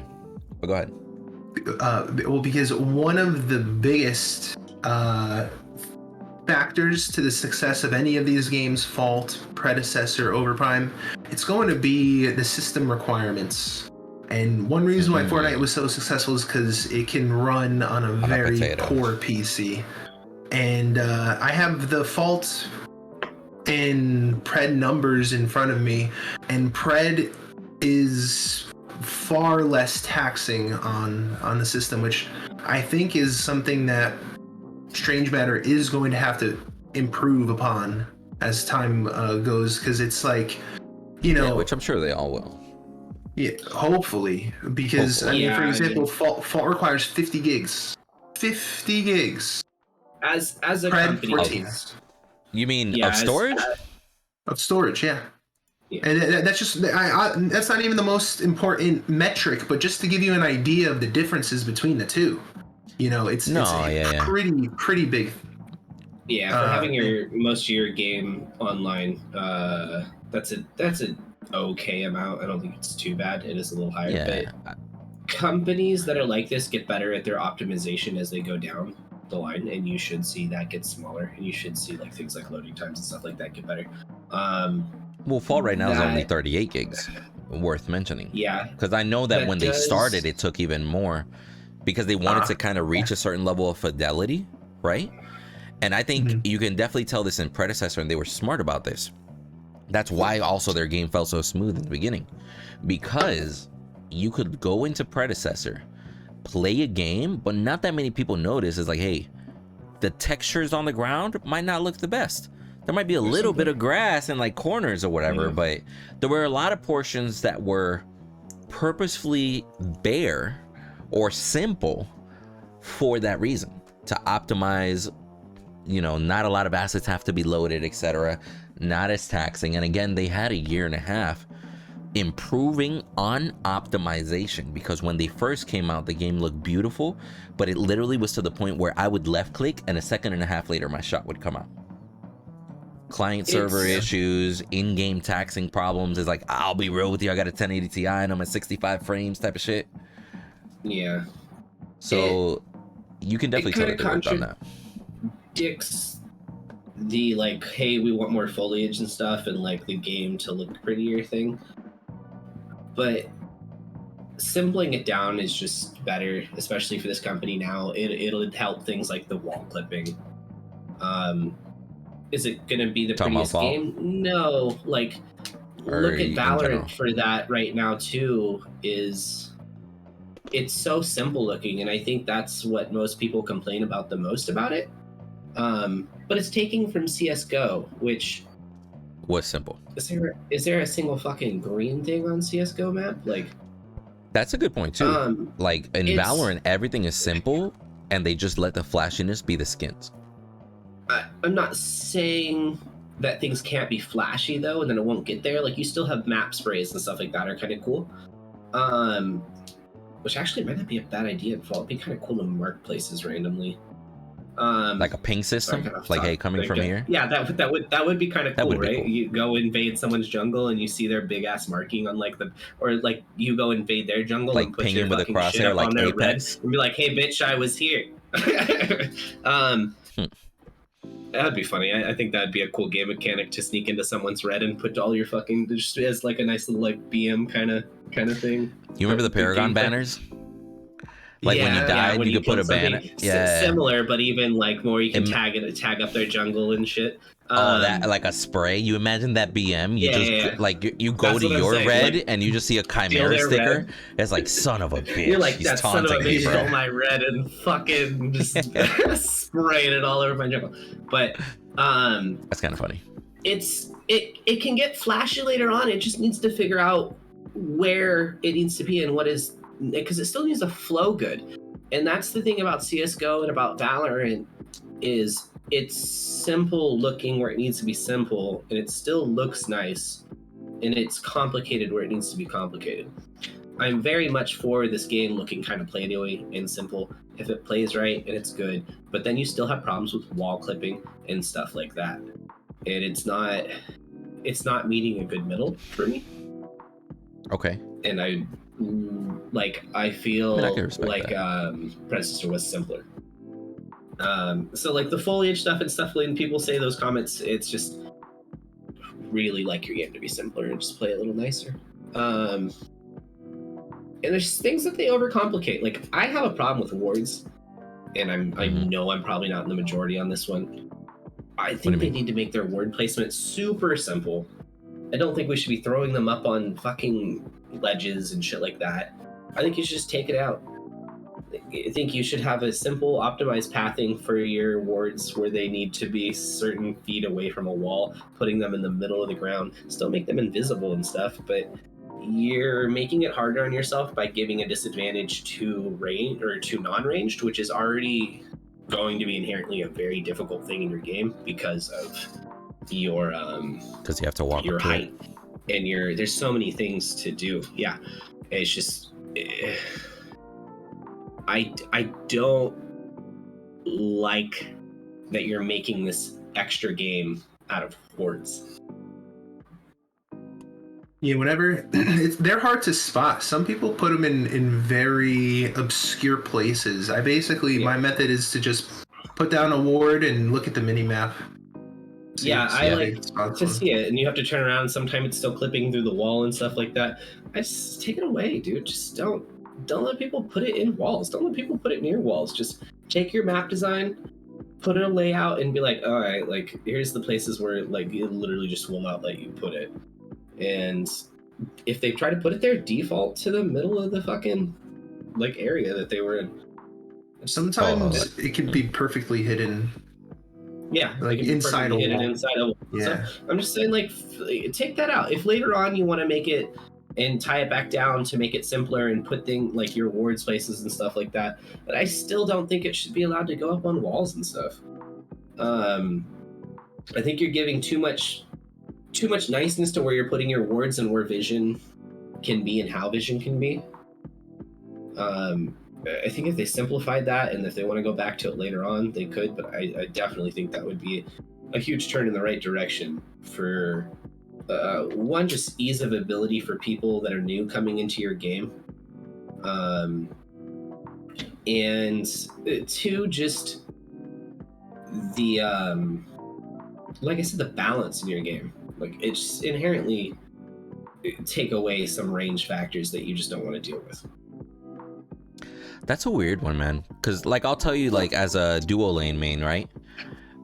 I'll say that I thoroughly enjoy the ward game, right? Like, if I play support, as soon as I go, it's like, hey, I'm warding one area, de-warding in another. And like J-Pie, I'm like, hey, I know the most efficient result, rely on the mini map. Ah, that corner. Okay, once I'm facing that way, then look, I'm like, where is it? Bam, smack it. So, yeah, like, I enjoy the complexity, but I don't disagree with you. That little endpoint though is where I don't like. I still get that that's part of the game and the warding is part of the game.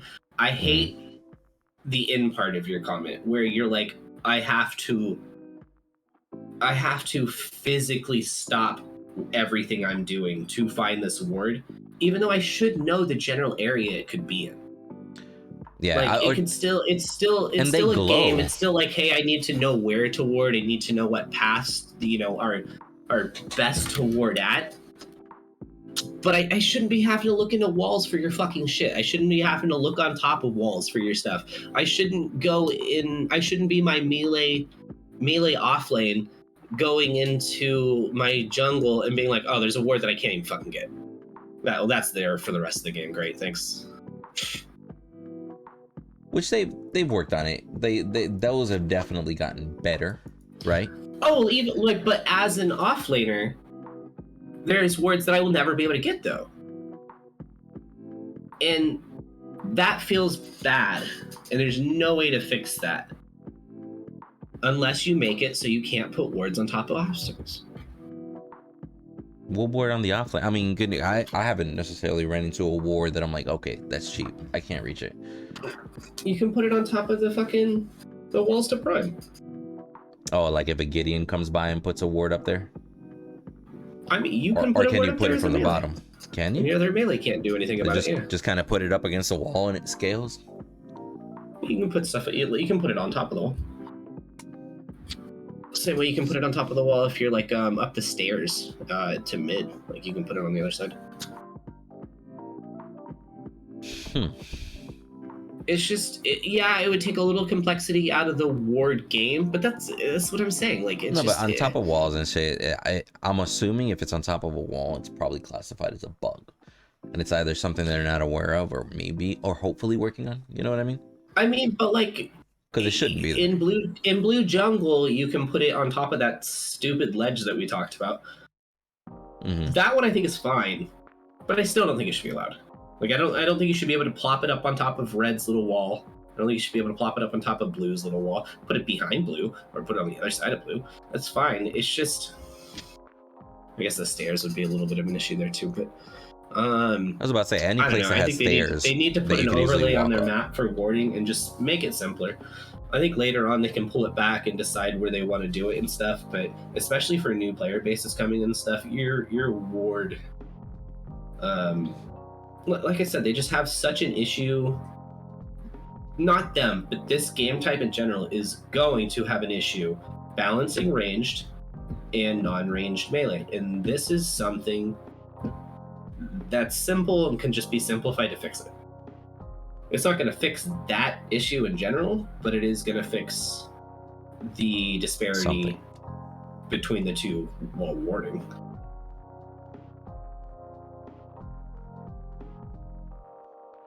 Interesting. So let's do this, because we've already been going for a little over 2 hours here. Let's call it.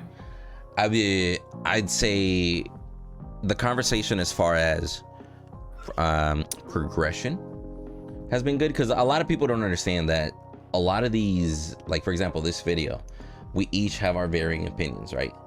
Sometimes we go back and forth. At the end of the day is we're just trying to, one, clear up as much as possible, but simultaneously, you know, address concerns and everything, because we each, you know, represent different spectrums of the gaming market, right? So low key, I'll be real with you, man. I find the individual decisions by all these companies as to how they're approaching certain things, I think that's what I find the most fascinating. Like whether it be all these big brain marketing plays from Predecessor, right? Whether it be Fault's, hey, you know what, fuck it, we're gonna be out there first. We'll you know, if we face some hits, we'll do it, but we're gonna learn from them type of approach. Or whether it be like Overprime, it's like, you know what, we're gonna do all this shit on our own in a corner for a while, and then once we think we got the grasp of things, then go to Steam. You feel me? Like there's very, very different approaches to all these. I don't know which one will end up more successful in the end, but I do know that at least two of these have to live, because only one of these surviving is literally gonna end up like Smite. Dedicated fan base, no real competition. You know what I'm saying? I think that can hurt the most. Yeah, and you know, all three take a different approach, and lately we've been talking a lot about Fault, particularly. Part of the reason for that is just because it is the one that is readily it's available to those who want to play. So some people believe like I hate the game, which is not true. The reason why we're having these conversations is because we care about it, and it's we want to see it succeed, and yeah, hopefully people will be able to see that. You got anything you want to say towards the end here, Bader, before we end? You got a shameless plug in to throw in? I support it. That too, it's a fun game. I mean, they have something, and I'm still baffled that Paragon went away, to be honest with you. It's incredibly watchable too. I think that Overwatch is a great game and has a super big backing. But Overwatch? It's not you mean Overprime? watchable. No, Overwatch. Oh, Overwatch the game. Okay, I get you, yeah. It's not. This game has so much more than that, in my opinion. This is watchable. It's very watchable. Like, you think about League and how the overlay works and like the competitions and stuff. This game has that. This game, like, I can't believe that one of these won't be successful. Yeah. I can see that. I think the controversy of just comparing them will boost all of them, regardless. TBH. It's publicity. It's watchable. It has the views. There's something up with player base you got to figure it out. You got to figure it out before, you know, hopefully Predecessor comes up, because I agree with JPI that this is a very big opportunity for them, and they're the only one out, and it's about to get a lot harder. Mm-hmm. True. I agree. And I'd love to see it succeed. All right. Because I think it has something, and that's why I'm here talking. Lit. All right. And on that, anyhow, let's end it because this is already way too fucking long. Much love, and see you in the next one.